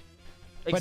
But nowadays, That's what the plan was. Yep. it's so hard to go fast anymore. Like, even back when I had my bike, you could still kind of break the law, I guess. And I'm not advocating for that, but ultimately that's the truth. I could go haul ass if I wanted to, Yeah. and truly enjoy the bike. But nowadays, at least where we live, you can't just go out and have a good time anymore. Like, you truly need to be watching all the time. When people ask me how fast I've ever taken my motorcycle, I ask them this question: on camera or off camera? Yeah, And for I real. wink at them. Unofficially, And then- hypothetically. And then when they say off camera, I go, let's just say I could probably do the Kessler run in 20 parsecs or 12 or whatever the number is. Like Dude, the that- Millennium Falcon in Star Wars. Yeah, dude, because he does a distance instead of a time. Yes. Yes. So, and then they tried to poorly explain what it meant. Boo. Yeah, with 5 head Giga Chad energy. Yeah, yes. jeez. Oh, we went through a thing, and now that's why it makes Space sense. and time. Yeah, it's like it's like if they tried to explain. We're talking about Star Wars, by the way. Yes. So it'd be as if they were trying to explain away why that one stormtrooper hit the door that one time, in the Death reasons. Star. Yeah. It's like, Yes. well, he actually had a fight with his wife. He was drinking that day. You know, he came in. He didn't expect a bunch of space wizards. You know, he was having a rough day. And Yeah, then all his aim that- was off for all Yeah. of those reasons. That's in Star Wars 47. It's you it's know. in canon. It's in this line of text right Gosh. here. Okay. It is. It's wild. So, Yes. oh man, you have such a fascinating story. So Yes. now So now I go to the Honda dealer. There we go. and Okay. I go to the showroom and I say, "Hi, I would like a Honda Rebel, please." And they go, "Okay, do you want the 300 or the 500?" And I go, "Oh, there's two sizes." Oh, we're And starting they were strong. just like, "Yeah," and it was bad. Clearly did his research before coming Yeah, in. clearly. I just honestly, what I was also told is to just look at bikes in any dealer and just sit on them and check True. them out. Get because comfortable, whichever one's comfortable. If it's not comfortable for you, then don't buy it. That's like Absolutely. a straight up #1 rule when you're looking for something. That's why I tell So- everybody with bikes, you got to Yep. sit in it. You got to sit on it. Yep. That's what she said. So that's Okay. what I did. I checked out the 300 because it was cheaper than the 500, but it was also smaller. Yep. So the 300 is a 300cc engine, single cylinder. The 500 is what I have now. Single It's a cylinder. 500. Yes, single cylinder. One Yep. cylinder. One cylinder on a 300cc engine. Yep. That would make sense. The 'cause my 500 is what two- I got now, and it's a twin cylinder. Yeah, because my 250, I have a Suzuki 250 and a Honda 450. Mm-hmm. Both, no, my 450 is 2-cylinder. My 250 was 1-cylinder. So yeah. So sorry, go on. Go on. Yep. So, I sat on it, checked it out. Everything looked good. Nice digital, LCD screen with the Yeah, speedometer and everything baller. like that. Fuel injected, liquid cooled, all the, modern features that some of the older bikes I looked at earlier were kind of lacking. Yeah. And Like what? It had What like specifically was a oh, newer like some of feature them were that you liked? carbureted. Oh, that's a good thing in my mind. What don't you like about carbureted? Because you turn the key and press the button, it starts right up on fuel Oh, injected. for the love of Pete, It's like a you car. are misinformed, sir. But anyway, go on. We can talk carburetors another time, but I'm disappointed in you right now. All right, but that's okay. There's a lot of good reasons to be fuel injected because you can keep this owner's manual in your purse. So go ahead and go on. So, just kidding. So, Go on. It had a I'm sorry. really I'm good sorry. price point. I love out that. of what I I, love was that. getting. It had a really good price point out of what Yeah. I was getting Yeah. for everything else I looked at, like compared to. And what year again? 2017? 2017. So Roger. it was retailing for $4,400. Ooh, that's back not then, bad. for a 300cc motorcycle that has all the modern features on it. Yeah, that's not bad. How many miles were on her? You know what I'm saying? Absolutely. It was brand new. It was brand new. Absolutely. So, Can you hear me? Okay. Yeah, I can hear you. Okay, just making sure. So, I said I wanted it, and we wrote it up. Actually, let me show you. Let's send you see a it. picture of that one too. Yeah. Oh, Hang on. I actually have one right here. No, that's Alright. that's my new one. Hang on. Oh, Hang on. wait, That's- spoiler! That's classified. That's Spoiler! classified. Roll back the clock. This is Janet Hang on, hang Jackson on. during the Super Bowl, and we saw a nipple. God. Yikes. Okay, we're good. Oh, look at this. My files are too powerful from a picture. Are you Oh, serious? Discord. Hang on. It's I just- think I have one next to my car as well. So I guess you guys can see my car. But hang on. This might be not large enough for Discord. That's Where is it? I have so many pictures on my also phone. anybody chilling, go. hanging Well, out actually, during you know this what? Maybe this one interview. might work. I appreciate the This is shit back out when of it was, each like, and every brand one new of and you. I, like, This just is really got it fun. home. I'm enjoying the hell out of this. So I Yeah, hope there we you go. are You too. should have that one. All right. Oh, okay. Hold on. Can I zoom in? Yeah. There you go. How do I?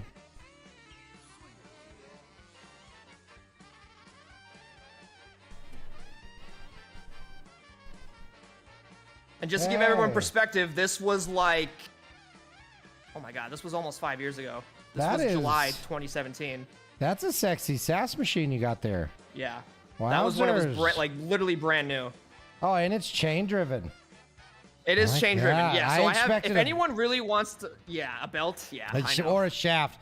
I mean, because Hondas, they're just known for it. They're known Well, for shaft belts. is and- actually not that common, to be honest with you. I Really? could not find a shaft for like a decent price. You're gonna spend like 10 grand at least on a shaft trip, and it'll have Okay. like no features.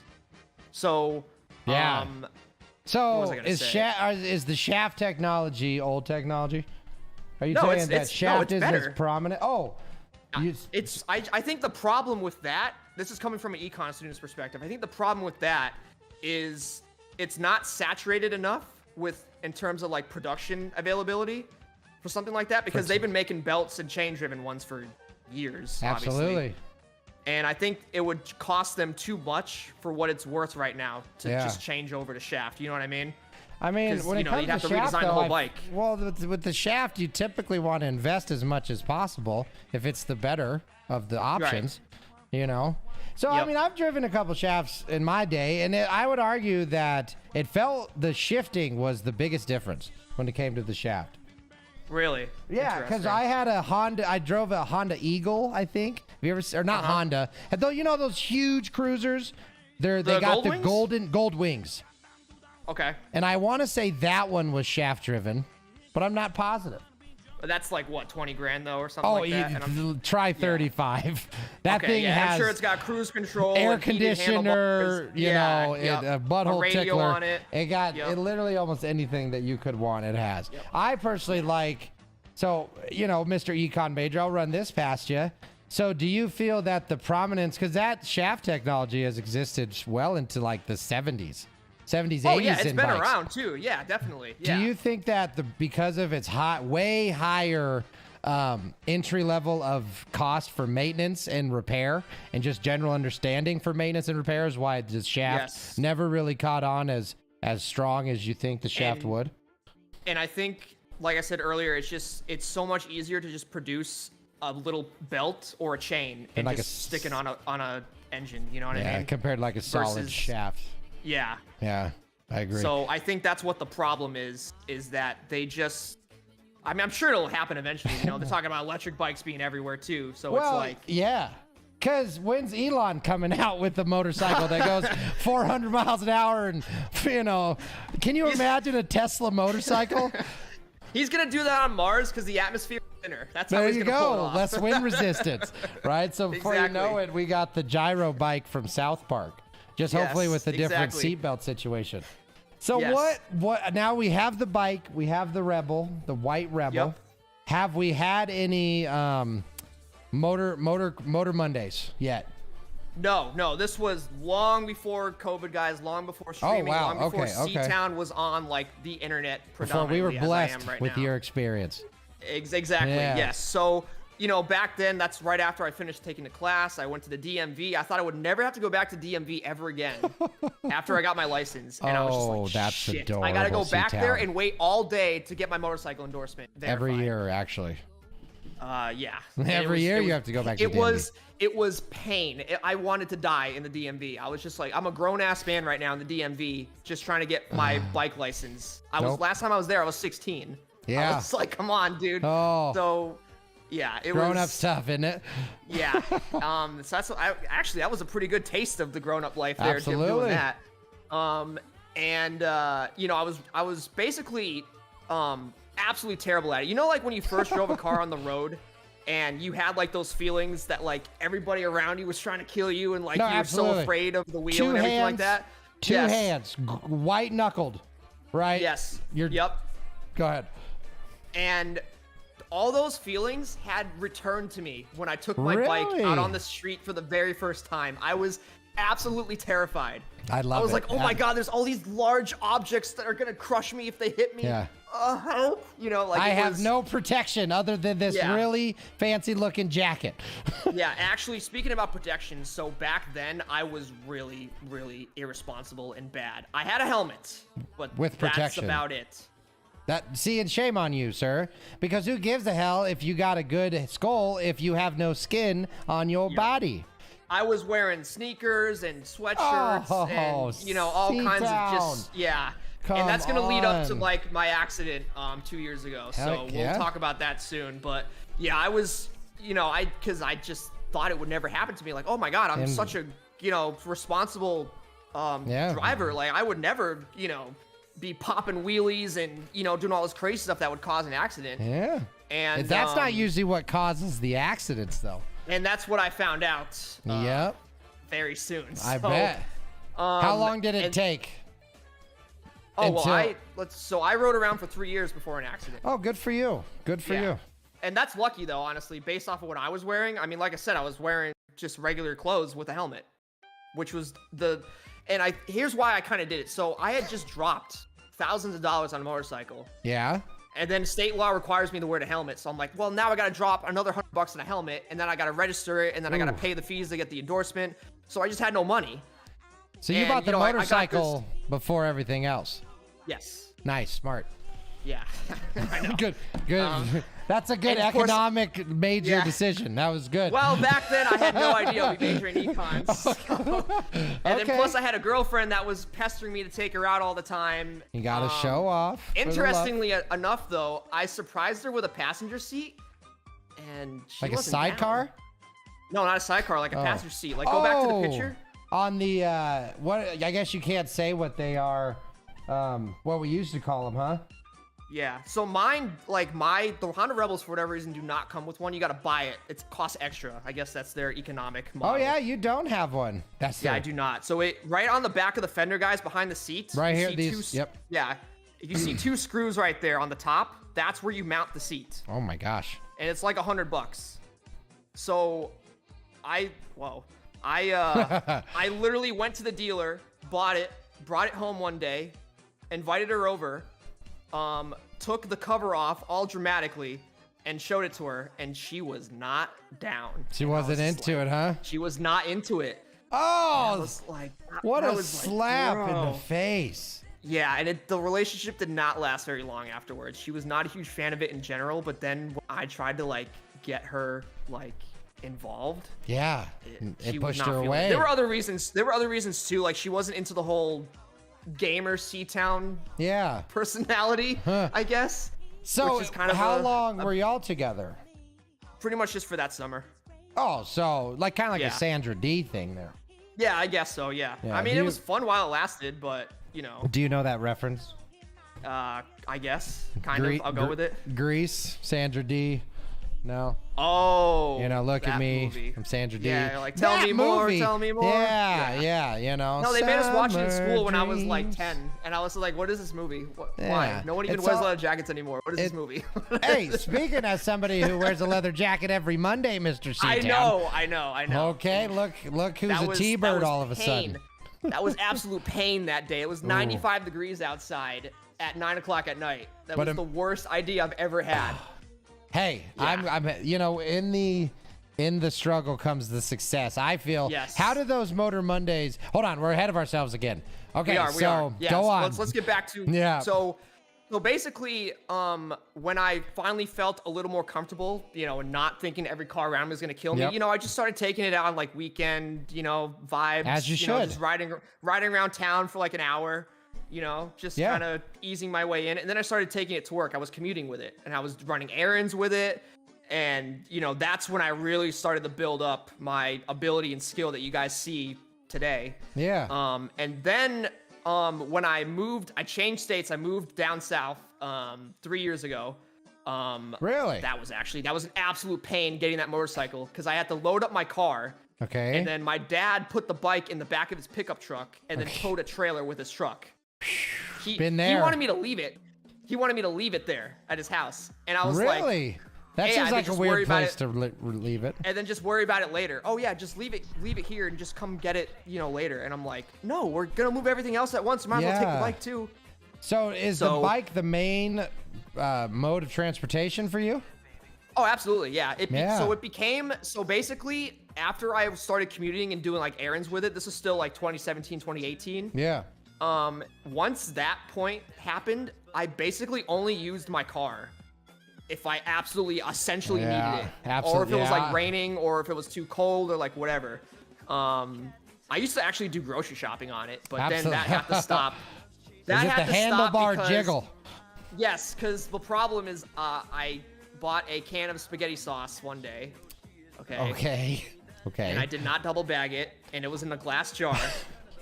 And I put it around the handlebars, and as I was going home, I wasted a completely good can of spaghetti sauce. And I was like, you know what? I think I'm just gonna take my car from now on. Not the Prego. Yeah, the Prego was destroyed. It was. You know what was funny though? It like not a single splatter hit me or my bike. It was all over the road though. You essentially dropped a landmine behind you. It's almost like you're being pursued by somebody. It's like, take this, bitches. And there goes the tomato sauce. Did you just keep going? Did you just? Oh or yeah, did I you- just kept going. I'm not gonna like brake check the guy behind me. I'm sure the guy behind me, you know, was laughing, but Oh yeah, no. I was like, you know what? Yeah. Perfectly so- good Prego, popping tires. Oh, actually, you know, I was on the right hand lane, so it actually just went Oh. into like side of the road. Fortunately, so no Best one's case tire was gonna hit it. scenario. Yeah. That's awesome. But yeah, so then, you know, I moved, and then after I moved down south, I rode it around for 1 more year, and the remaining year is when the accident happened. So let's talk about that Let's now. hear. So you're in a this new is still environment. Yes, this is still before Moto Monday, and this is Okay. also during the height of COVID when everything is shut down. Okay. So like the first, what, like? So April. April. April 2020. Okay. You're in the First heart week of of it. April. Excuse in the heart me. of it. Dun dun dun. Yes. So gas was $1.50 a gallon here. I have never seen it that low in my entire life. I'm not gonna tell And- you the lowest I've seen it. Yeah. So, so you have gas cheaper it's ever been for me, plus roads that are completely empty is an absolute motorcycle smorgasbord of dreams right there. Yes, it is. I mean, I had the entire city to myself Oh man. with cheap gas. I mean, you Yep. can't get better than that. Nope. And that was a once-in-a-lifetime opportunity. I rode my bike all day, all around, everywhere, places I've never been before, places that usually have cars backed up. Yeah. You know, oh, all the that's way. There was amazing. Yeah. I it love was, that you did that. It was such an experience. It was a great experience. And to top off that day, I hit an insanely gnarly pothole. And I was still just wearing my regular, you know, sweatshirt and pants and Yeah. sneakers with my helmet. I had gloves at that point, though. I did invest in gloves. Okay, good. But I only invested in gloves to have a better grip on the throttle and clutch, not Really? because I wanted to be more safe. Yes. Did you ever think Have you- about working out your forearms? No. Oh, I mean, so just a great way to increase grip strength. Just It's just, it feels, I don't know. So have you done it on both? oh, hello, C-Town. Are you still here? There you are. Yeah, I Yeah. heard. Have you ever done? And then your mouth just Oh. started moving. Go ahead. Have you ever gone bare hand and glove, or just only bare hand when you ride? I've done both. Yeah. Okay. Yeah, I've I done typically both like too. gloves more personally because It's just smoother when you're like downshifting and you're letting off the It throttle is. and everything, you know? So my theory is because you know how you get all those like black stuff on your hands? yeah, that too. Yeah. So Yep. what's happening is as you're throttling up and down, you're just kind of rubbing your hands and pulling that top layer of skin off. So that's Yep. why I wore the gloves. Yep. 'Cause it just Especially was- since my bike back then, you know, back in 2017 was brand new. That stuff was just shaving off and it was all over my hands like There's after the I used crash. it every time. Yep. And I'm like, oh my God. Yeah. So yeah, I invested in gloves like I think a year after I bought it and had gloves since then. But still sweatpants. But still sweatpants, still sneakers, still sweatshirts. Sweatpants. You know. Oh, like Or not je- even or- jeans, man. Not Well, I was even- wearing jeans on the day of the crash though. Okay, and the thank jeans are destroyed. goodness. Thank Yeah, goodness. I just wore like whatever I felt like wearing. You know what So I mean? suspenseful. You're keeping the people at the edge of their seat. So it's am. middle of the apocalypse 2020. Yes. C-Town popping wheelies. One pothole. One man. What Yep. happens? Actually, I think I might have a picture of the pothole that I took. That son of a. We should fill that pothole in solidarity of They your did accident. actually. They did. Good. So Good. 2 years later, though, they filled it. Okay. Yeah. Yeah. 2 years. And you know what they did after the crash and the cops and everything showed up? What? So Ticketed they you. put a big ass orange sign that says bump right before you hit it. Like, oh yeah, that's a real big brain Giga Chad Good. move right Wonderful there. to see. Wonderful Yeah. to see. So anyways, so I'm just cruising. I'm heading home because I was, you know, around the city like all day. yeah. And I'm sorry, I'm still looking for the picture. No, here. you're I have good. a I love lot. that you can do both. I appreciate that a lot. Did I just pass it? No, that's not it. Just don't So I'm send just any nudes. cruising. I'm, you know, I'm just cruising. You know, everything's good. Everything's fine. And then I didn't even see this thing because I was just going. It's a 45 mile zone. I'm not gonna like, you know, narrow in on like what the road looks like. And Huh. you- I mean, I coming would up on this recommend thing- doing that. well, no, coming up on this thing, like you wouldn't think it would like wreck you. Oh, it's like an because- optical illusion kind of thing. Didn't Yeah, look as exactly. And by the time I realized, it was too late. So basically, what happened is I can't focus right now. It's all so the basically nudes. what happened. Yeah. It's all the Mary selfies. I'm just kidding. Mary. Oh, contrary. Hey now. Okay. So I'm just riding. I'm just cruising and everything, and all of a sudden, my bike just starts violently shaking. Ooh. And it cuts really hard to the left. And I go straight down. Oh my god, my mic! I keep hitting this thing. It's like in my way. I hit this all the time. The brim of my hat hits sometimes too. I don't know Wow. what to do about this. So I switch go it up. straight down Yeah. and I slide. Oh man, are you? I have some really gnarly pictures of my feet and my arms and everything, but we're not going to show that on Yeah, stream. we'll do the feet pics later. So my shifter peg, Yep. like impaled my foot. It went right through my shoe. So you got And- 'cause, squished. like, yeah, because basically Yeah. my foot got squished between the road and the weight of my bike, Oh man, and it C-Town. impaled my foot. I thought I broke it. I did not break any bones. Yeah, today, good for that you, day, but man. Actually. I had insane road rash. I could Yeah. not walk for like a month, because it just hurt so much, and there was nothing for them to stitch because like everything was just shaved off. Did they have to scrub And- you? Did they have to scrub Oh you? yeah, so what happened was, so after the crash was over and like I rolled a couple times and I'm screaming at the top of my lungs like, ah! Do you I know thought I how got hit far by- you slid? Probably like 20, 30 feet. Woo! I mean, it was. That's a you good know, that's a good wreck, Yeah. man. That's a good wreck. Yeah. And I thought I got hit by a car because like, I have no idea what happened. And then I'm looking behind me and I'm like, oh my God, did that just do that? Like, Oh, and I'm like, man. I'm crawling over to my bike and I'm like trying to get out of the road. And it was like one of the Oh most my painful gosh, experiences I've ever man. had in my life. And so I take off my helmet and I reach for my water and Bad call. try to stay hydrated. And I called 911 and I kind of regret doing this honestly because Cha-ching. Insurance hit me Cha-ching. pretty hard. Yeah, yeah. And cha-ching as well. Been there, baby. Yo, Yeah, what's up, I wasn't ticketed. Mateo? I was not ticketed, but the police showed up in the ambulance, and I started crying because I was just so embarrassed. Dude, been there. And the paramedic was kind of cute, and I'm just bawling my eyes out in front of her, and she's like stitching me up and telling me to Aw. calm down. And It's a lot of the emotions. cops- You got adrenaline Yeah, I going know. on. You're in pain. Yep. There's pretty And lady. yeah, the cops show up and the guy walks up to me. I'm crying in front of the cops and I'm like, oh, I'm so sorry, sir. I'm so sorry.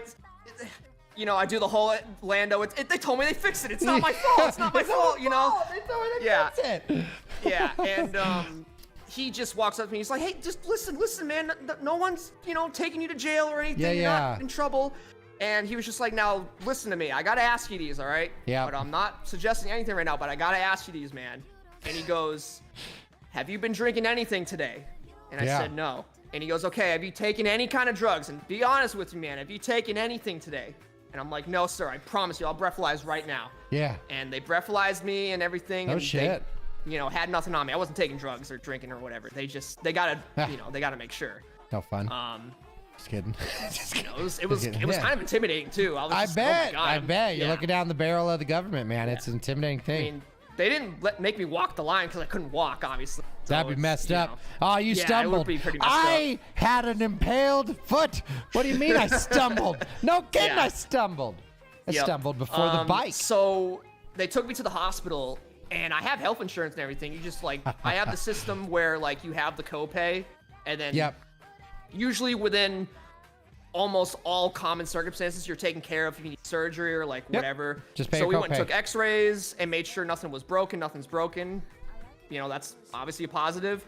They're cleaning me up. All the nurses are wiping all the Yeah. blood off of all my Sponge skin bath. and everything. Sponge bath, basically. Yeah. They gauzed me up everywhere. So I have scars on this arm, this arm, Damn. my left knee, and my left foot. Yeah. That's And tough, they are brother. still healing. Really? Especially on my knee and my foot. Yes, they're still healing.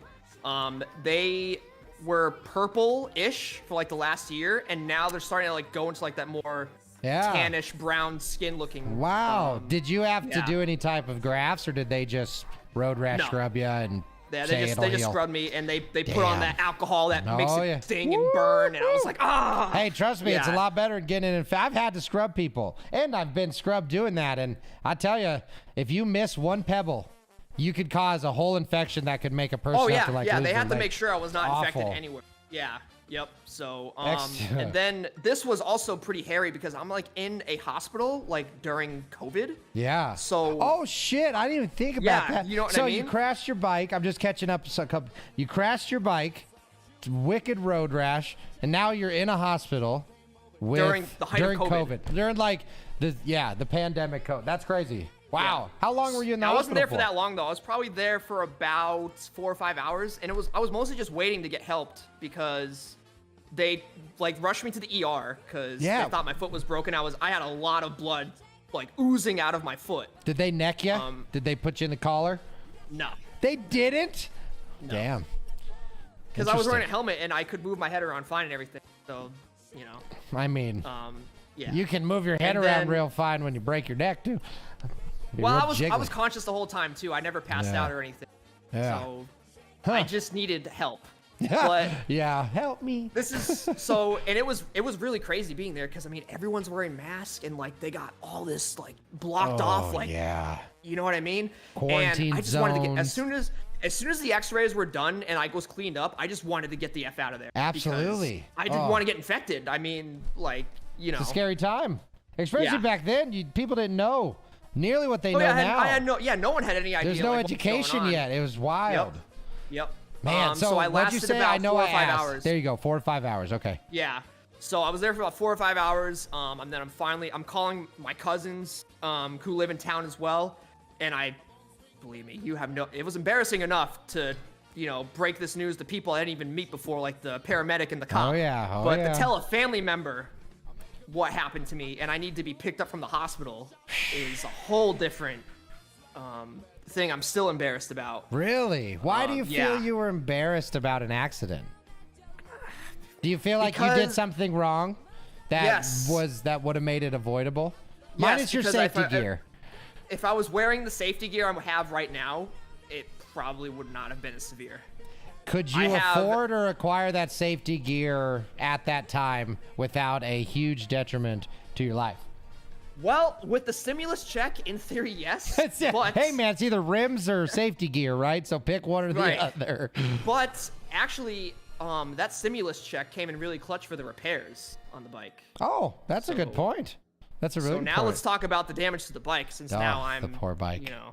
The damage. So I needed a new gas tank because the way it fell down, the handlebars twisted so hard and it got pinched so hard with the force on the road, it dented the shit out of the gas tank. Nice. So there's a big dent in the gas tank that's also leaking gasoline, by the way. So punctured. It's no good. Yeah. Yep.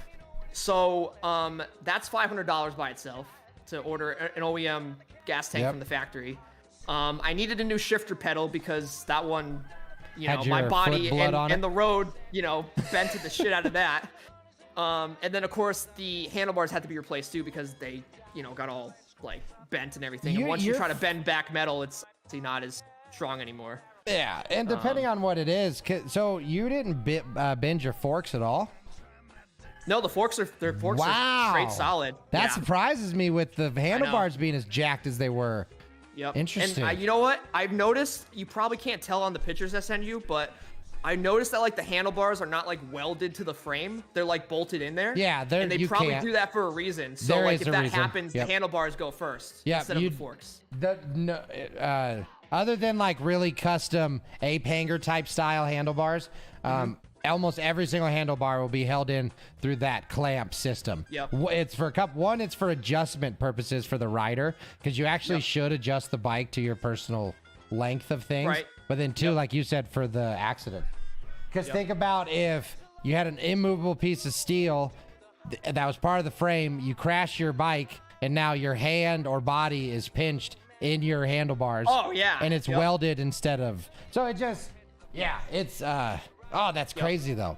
So you replaced you guys have seen... Go ahead. Yeah, you guys have seen my gloves, right? So they have, like, hardened, like, curved knuckles on them. Yep. I had those, the carbon fiber.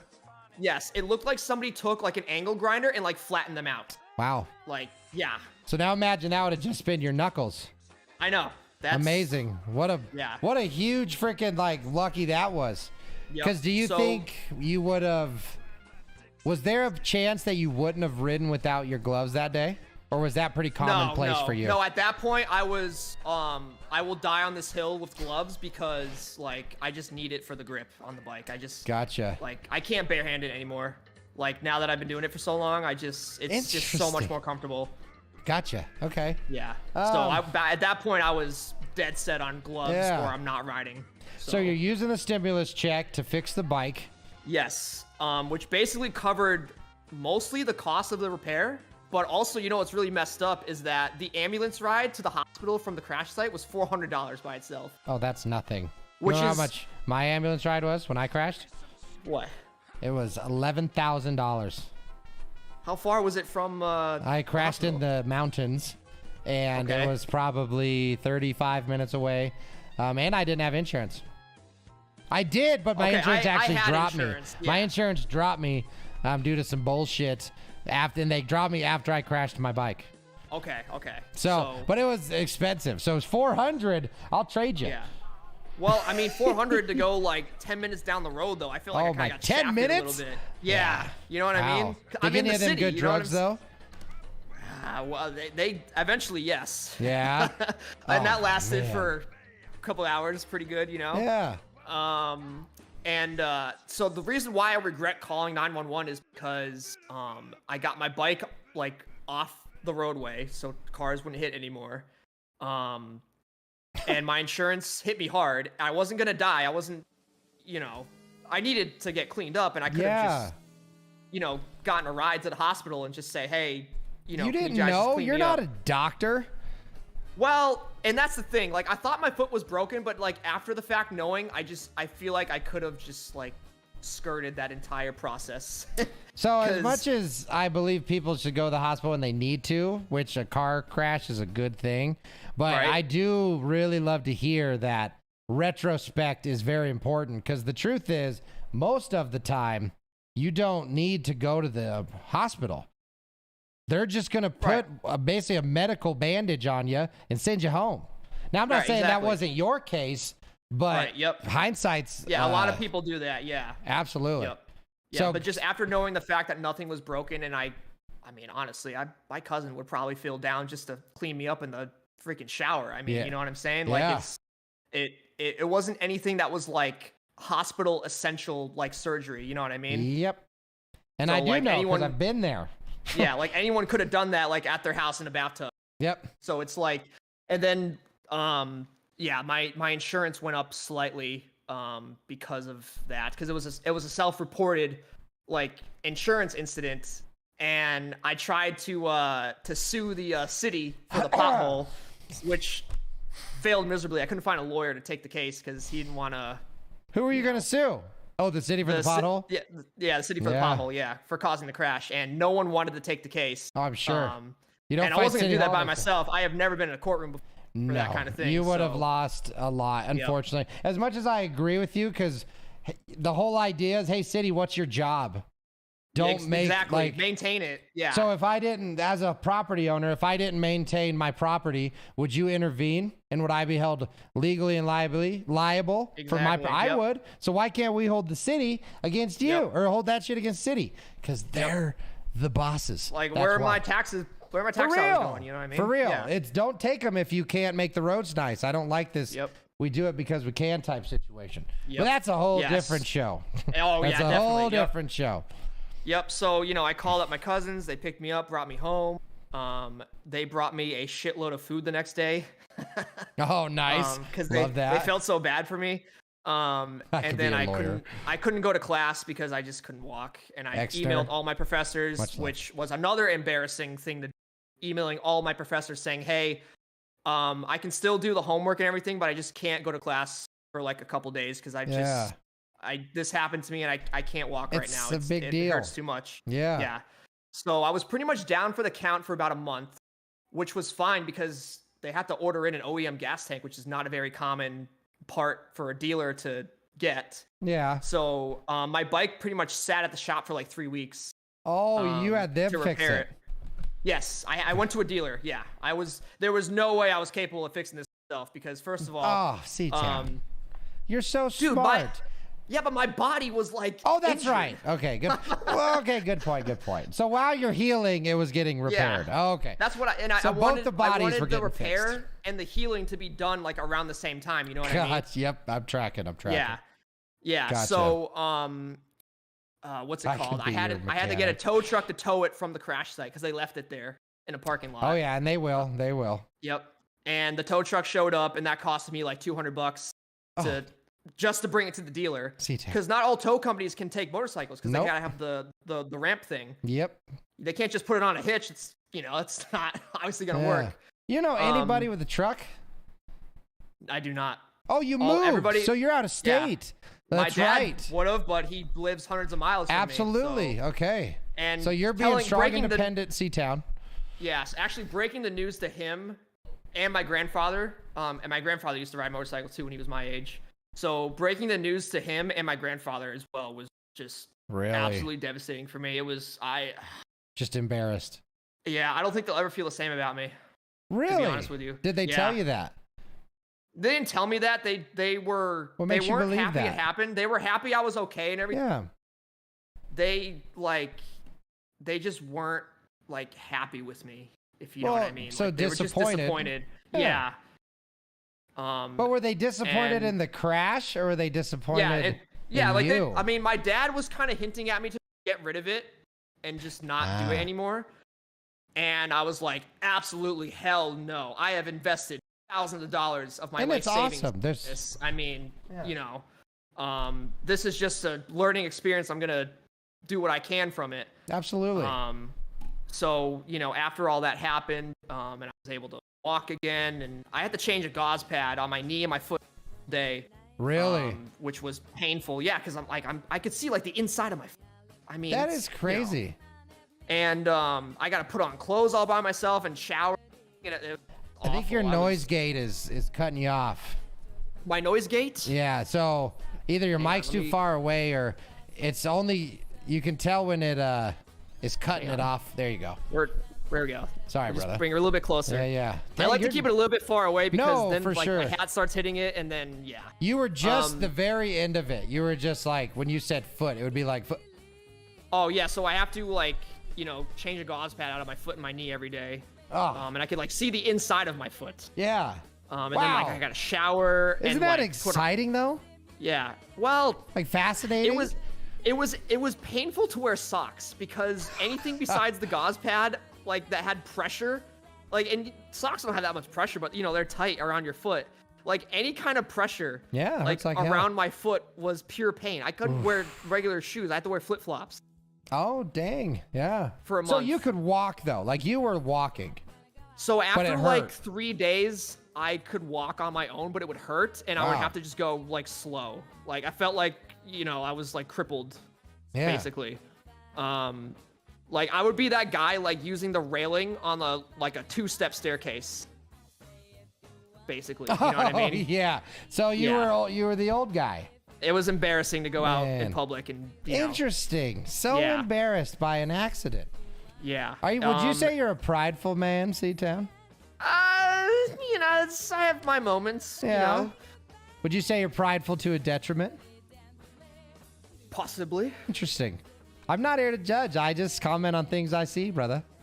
Yeah. You have a lot of shame for something that you are doing by yourself, very successfully, completely independent, and very common for most people who have very similar circumstances to do the complete opposite. So not only are you doing something that's impressive and respectable, you're also doing the harder path that most people don't think to choose.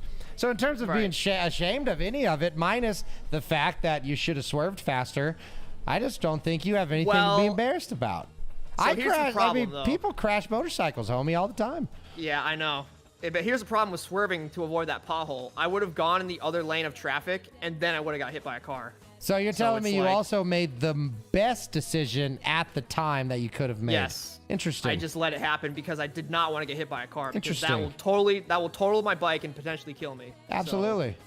So, one of these days you'll have to forgive yourself for doing everything right. I think at this point I have, because after I fully recovered and everything like that, I made upgrades to my gear. Yeah. So some of you guys have seen the jackets before. Actually, I think one of them's hanging right there on the coat rack right there. Is that a mesh one, or is that a?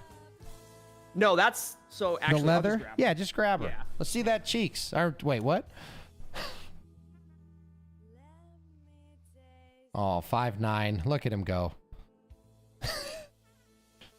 Okay, So, this one was first. All right, what do we got here? So this is sort of like my early spring, late fall jacket. Those elbow pads? I'm looking for the protection.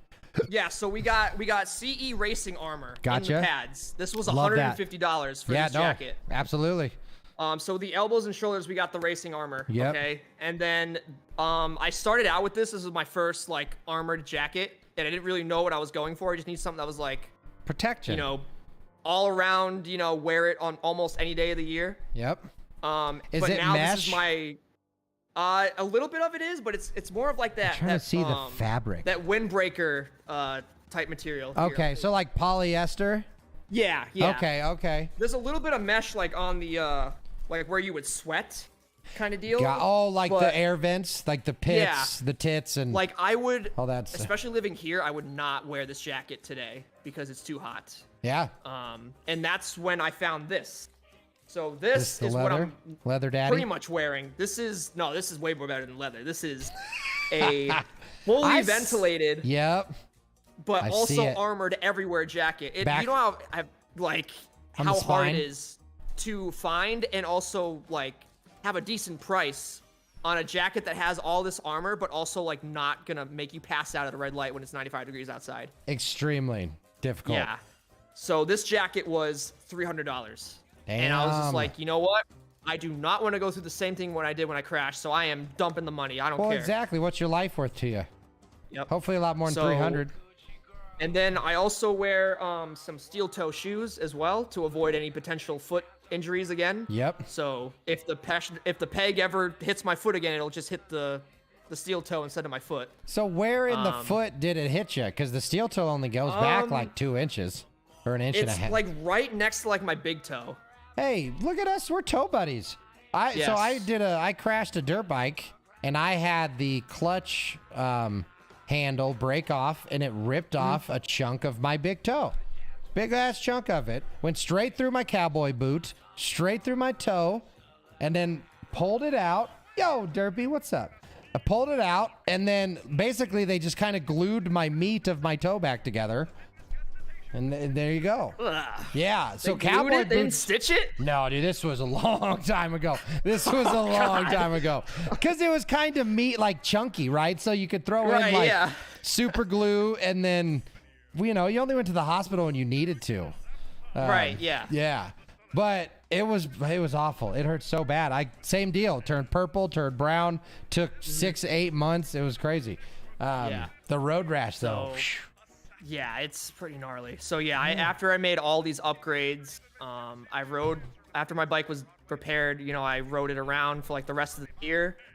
And then I said to myself, okay, I want to upgrade, but I also like recently had an accident, so I'm not doing anything until I'm ready.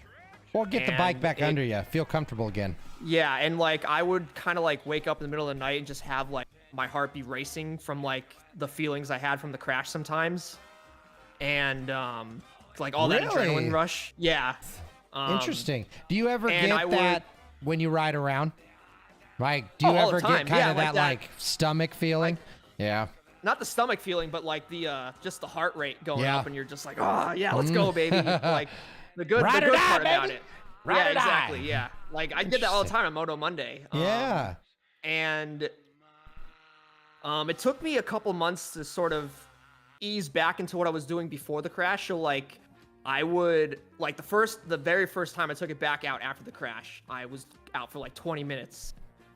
And I was like, okay, I need to take a break. I can't like keep going right now. Yeah. Was it do you feel like you were having like about to have panic attack maybe? Yes. Really? Yes, exactly. So just anxiety. That's awesome. Yeah, well, not I awesome, just had too much fascinating. Yeah.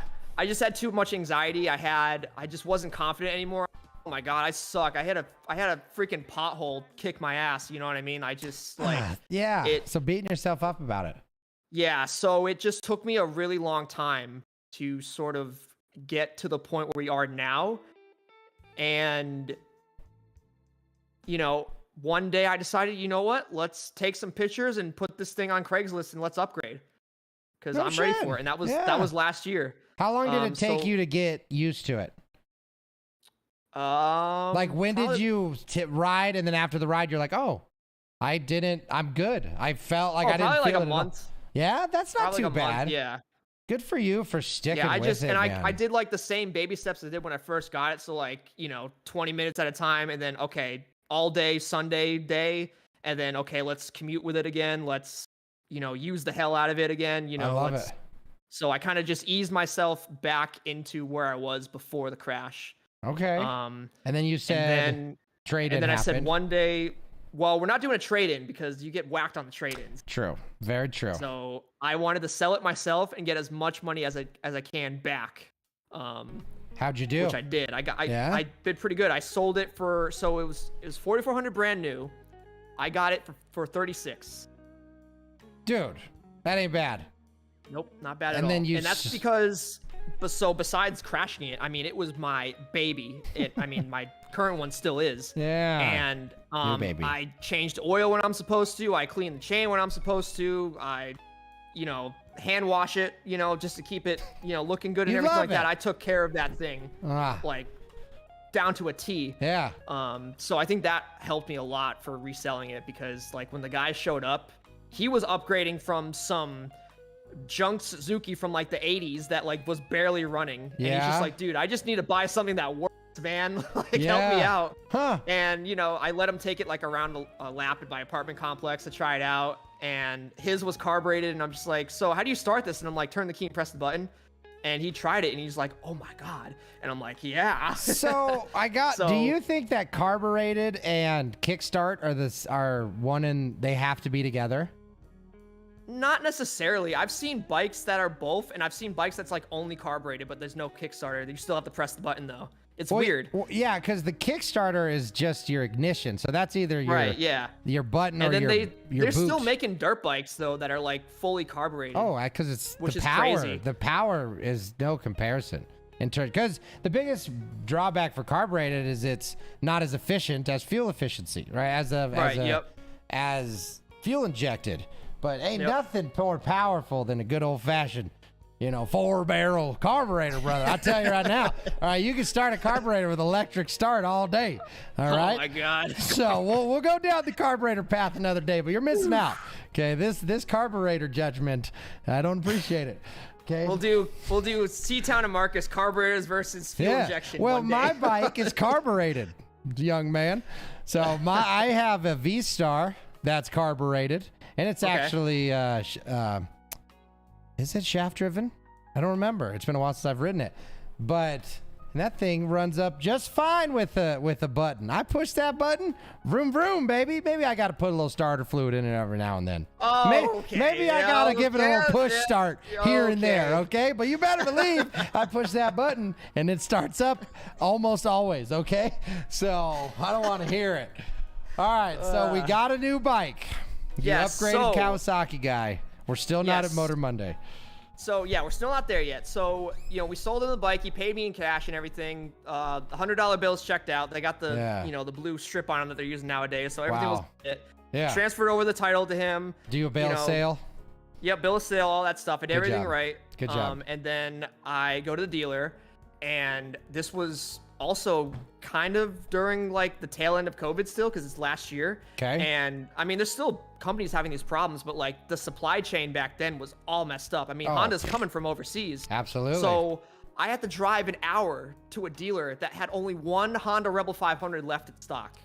Wow. Like no one else in the entire area had it. No way, really? And I was set on that bike. I didn't want another bike. I wanted because the problem with like upgrading to like a Harley from what I had is that like it's a completely different motorcycle. It's like everything on it's different, and all my tools and everything, like all my socket sizes, everything was working because you got a Honda for my So it just made more sense to just get a bigger engine on like a similar, very very similar motorcycle. Yeah, I like the logic. So it's 500 cc's twin cylinder for like $6,000. I mean, you can't go wrong, So yeah. I went to the dealer an hour. What year was it? It was 2020. Yeah, so you're getting a brand new bike. Yeah, so, well, it wasn't used. It was a 2020 model, but it was what they had left over from the previous year. Yeah, and that's the only reason why they had it. So they had no 2021 model. Yeah. And I bought this back in, so it was last February. Okay. That's when I bought it. So I go to the dealer. Actually, the guy working there, the salesman, looks just like Luke Combs. I swear to God, he does. The country singer? Yes, the long Really? neck, Ice cold beer never broke my he looks heart. So just like him. we only know about that damn song because of you, C-Town. Yeah, It is I an know. integral part of my wife Yes. and I's life. So you are always and forever associated with that song, just so you know.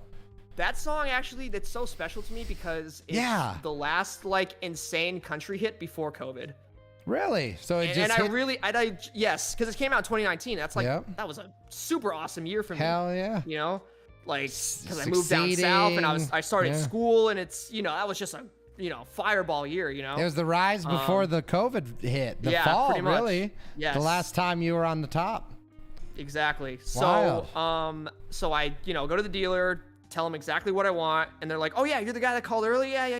So I check it out and everything, and I'm like, "Wow, this is like so similar to what I had before." "Oh, what you had before?" "Oh, I had the Rebel 300." I'm like, "Oh yeah, man, this is gonna be like cakewalk for you. You're just getting Yeah. more power." More That's power. all it is. Oh. Yeah. Yeah. And there were a couple extra features though, because we're talking a 2017 model, and now we're going to 2020. In 3 years, they actually made a lot of changes Yeah. to the Rebels. One of them is a slipper clutch, which I don't know if you know what that is, but basically it Never heard of the have- term. Not the term, no. I've you never probably heard of have a it on your slipper you probably have it on clutch. your bike though. So basically, like when you're downshifting and you're still pushing a lot of RPMs, Okay, I know exactly what and you're talking you're about. just kind of like Absolutely. coasting, and then you downshift and there's just big like clunk. You know what I mean? If you do it wrong, yeah. Yeah. So that slipper clutch basically prevents that from happening. It stops the bad shifting. Yes. Okay, interesting. So there shouldn't be a clunk when you downshift, just so you know. No, there's not. Okay. There's not at all. No, On my new bike, like there's not. even without the fancy technology, there shouldn't be. Well, you just kind of, back then I was still kind of not as veteran experienced, Yeah, so I yeah. would let it slip a couple times. if you had a carburetor, you wouldn't have been dropping gears like that. Okay, all right. All right, so they allow you to slam your gears. Got it. So you got your new bike. Are Yep. you streaming yet? Are you a streamer at No, this point? I'm not. And this was not all blacked out yet. So, due to the fact the supply was so limited, I had to deal with having a blue motorcycle. You had to Like the deal gas with it. tank used to be blue. Really? Yeah, I wanted all black. Like I knew that going. I wanted Okay. all black. I wanted an all blacked out, badass looking motorcycle. Okay, so I'm looking at it right but now. I couldn't find one. Is it? And yeah, What was actually, black? do I have What a was picture? blue? Yeah, the gas tank was blue. I think I might have a picture when it was blue. Hang on. Let me see. It might have been when I was at the dealer and I took the picture of it. And maybe. It was like it was a nice blue. I mean, I'll give them that, but I just wanted black. It was a nice blue. I just I'm not like hating on the color or anything. Yeah, Oh yeah, but there you you go, have guys. So there's the preferences. current All right, let me Rebel s- 500. And yeah, I had it painted and I had to take it off. And you have no idea how many different I was connections looking there are for from the- that gas tank to the engine. Yes, I do.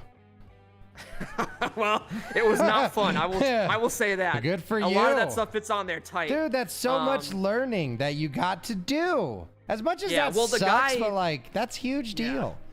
Well, the guy told me the labor would be hundreds of dollars alone if I didn't take it off. It would be Oh, so much easier yeah, for them just yeah. to paint the tank, you know? So, yeah, I Because took you it got off to take the your seat tank. off, right? Yep. You yep. got a bolt probably right there. I also took betcha. the side panels off too Yeah, that's a good to call. get in there. So Yep. then let's see here.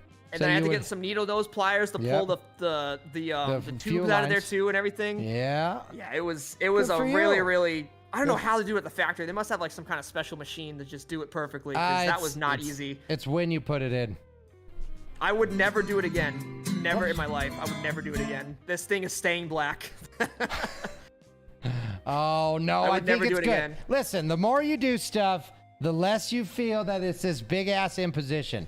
And trust me, as much as the first time you did that gas tank, it was awful. I promise you, save yourself $200. You're smart. You're capable. You don't need to be paying money for people to unscrew a bolt. You can do that. You can Well- take off bolts, use needle nose. You're a smart boy. They weren't gonna take it off. They were gonna like tape everything off so the paint wouldn't get on the rest of the frame. That's what they were gonna do. Wait, oh, You know what I mean? Wait, They were gonna like painted it? cover.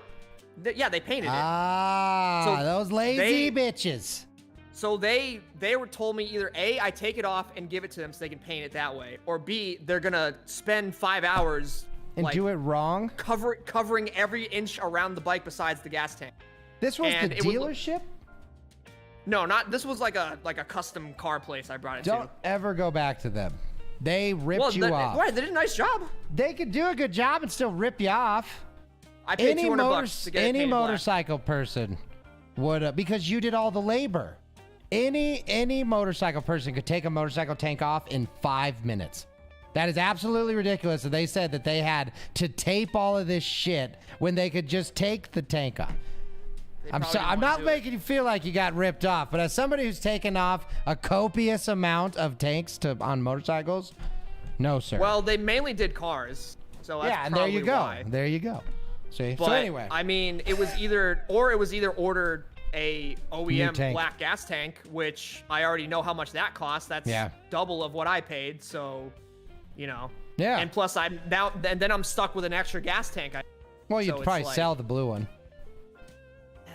Hopefully, someone buys it. I don't know. I wasn't even gonna think about that. So Yeah. it was like, you know what? I'll take it off. Do it.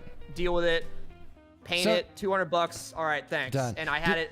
And as you can see, I obviously had it match the Absolutely. rest of the frame. You know. They color So, matched. yeah. So did you? Everything else was black except the tank. Yes. Really? How interesting. Yep. It was kind of weird to me too. That and is now weird. what they're doing, if you go on the websites, now what they're doing is the gas tank and the rear fender to kind of like, you know, complement the rest of it. Which I think is cool. Kind of bring it Yeah. through. Yeah, because it is kind of weird to just only paint one part, one color, and the part. rest of it's black. Especially if it's just a solid color. A lot of times you'll see Yeah. like custom gas tanks as completely different than everything else because it's unique and like amazing, but just a Yep. single offset color. That seems like So the those are first like person. the That seems Yeah. like that blue one was the replacement for the black one. Yeah, exactly. You know so what I mean? those are what the 2022 models are on now. Interesting. And you know what's crazy is that they've even come out with a new model now. I think since last year, the Honda Rebel 1100. It's almost like which one is- every year. It is. That's potentially the next one. Really? After this current one, but Big I'm not boy. even thinking about it. 1000cc. You ever I ridden a might bike go to that like big? an Iron 883. I thought about the Street 750 as my next Yeah? one, but What's I the am not biggest even bike? thinking about that. What's the biggest bike Yeah. you've driven? Mine. 500 cc's is the biggest bike you've ever. Yeah. Yep. Road. I've sat on bigger ones, but I never like drove That's them. different. Trust me. So the Yeah. first time you ever Oh, I know go- it's different. Dude, Yeah. you'll blow you off the bike, those damn things. Yeah. Because when I had When you my got, like- R6, that thing had more ass than Oprah. I mean, it's Well, you unbelievable. got like 4 cylinders on it alone, so the cylinders. Yeah. You know? That thing was so So it- fast. It was unbelievable, man. It was hard enough just to keep the front wheel on the road, and that's a 600. So it was Yep. an absolute mess. I didn't know this would be like a big old motorcycle talk. I love it though, because you're talking to a guy who knows motorcycles, man. But Yeah, I tell yeah, you, I'm in not the letting you last, get away without telling me about this Motorcycle Monday. What? So we got the paint. Now it's painted, right? So now we're back in line with like my streaming channel growing with Chronic and Yep. you know just everybody in general. Back to present. And you know I'm looking at everybody like in our little group and like everyone's just streaming the same game and you know that's cool and everything, but like you know I want to stand out in the crowd. As you should. know? As you Yeah. should. Was that And a I gotta natural go- thing, or was that something you did because Oh, it was you're natural. a streamer? It was 100% you natural. you just C-Town knew it. stand out in a crowd. You knew it. I love it. 100%. I love it. Yes. Okay. So I got a GoPro for Christmas. You know, before I bought my bike, Yep. the new one, and you know, I bought a you know, like the mounts that you can put on your helmet and stuff, Yeah. and I'm like, oh yeah, let's start making some like YouTube videos. Yeah. And, like riding around and like you know doing crazy shit on them or whatever, you know. Yeah. And then I was just like, I wonder if I can like stream from this thing. Let me try it. And after doing a little bit of research, you can, but you have to be constantly connected to Wi-Fi. And I was like, Yes. okay, well, that's obviously not possible for what I'm doing. That was my problem So- with the GoPro. Yeah. Yep. So then I was just like, well, what if I just take my phone and just mount it on my helmet and then stream? 5-head big brain. Yeah. Was it? So yeah, so I downloaded the Twitch, you know, app on my phone, and like tried it, and I'm like, oh my god, this works. Did it work well? Like any problems? Any problems? So I used to mount the phone to my chest. Oh, and okay. There's Like probably with a clips of chesty it on my mount? channel. Yeah. There's the camera angle was like terrible. Like Yeah. the gas tank was like the bottom half of the screen. So they looked weren't awful. getting like the first person perspective. You could tell. Yeah, you weren't getting what you were getting now. Yep. So I How had long to did like you do that buy,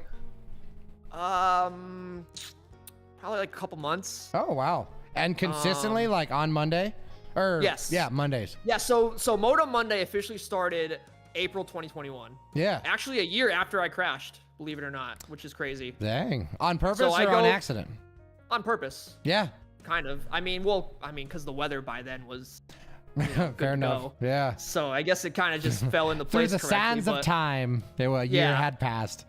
Yeah. So what was I gonna say? So with that in mind, and I, people are watching me. You wanted to and stand actually, out. I think there is a clip on there with the old gas tank on there too before I painted it. The blue boy, huh? Yeah, the blue boy's on there. Interesting.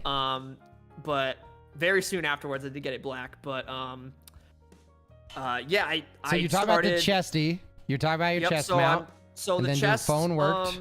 And then there's the other issue, which is audio.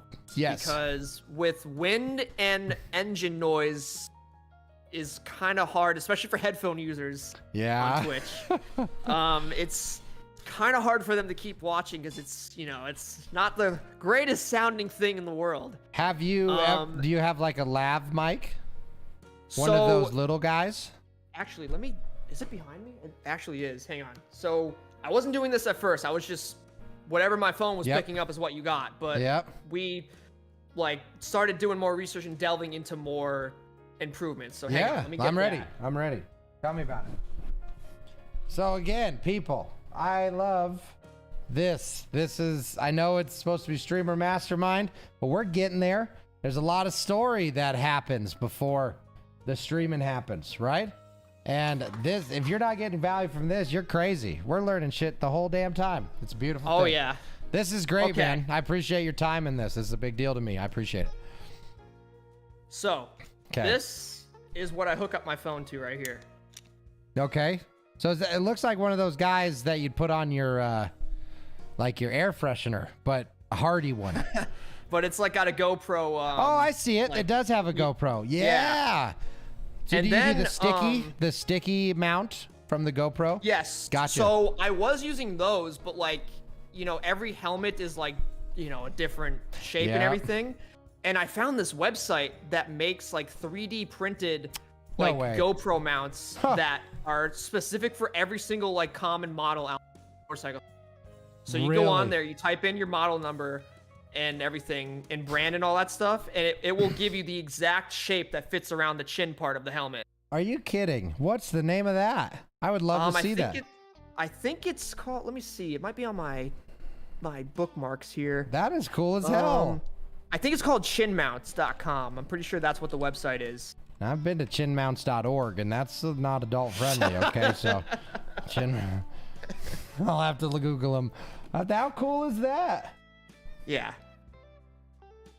Okay, so And then you and then 3D what we have printed to your do chin. is yes, and actually I'm upgrading my mic again soon because I found out there's like 2 different types of microphones. So this right here, it's kind of got like that bendy whatever. Yep. Because I didn't want to like run like a lav mic from my phone to my helmet because then the cord will just be flapping around in the wind and shit. Not as bad as you think, because I've actually done stuff similar. Oh really? It's really not that bad, man. So the only hard part about the cords is when you have to initially put your helmet on. That is the hardest part. Okay. Once your helmet's on, you take your finger, you put it in your head, you put it in your thing, and then the Right. microphone, if it was me, I would just put it in my cheek. And then it would be Okay. sitting right here in your helmet. It would have the Right. wind thing on, so it would have a little squish buffer. And I guarantee you, we would hear you so well. And with your mask closed, there'd be almost no road noise or wind noise.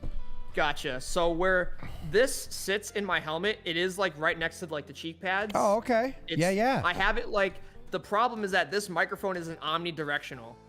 So it's picking up sound from like Gotcha. 360 degrees. Gotcha. So when my voice like bounces off like the interior walls of my helmet, that's why you're hearing that like, Really? Interesting. okay quality. So Yeah. this mic right here is a cardioid. That's why this mic sounds good. And you've got an XLR, I'm pretty Oh sure. yeah, right? I got the Shure SM7B. Yeah.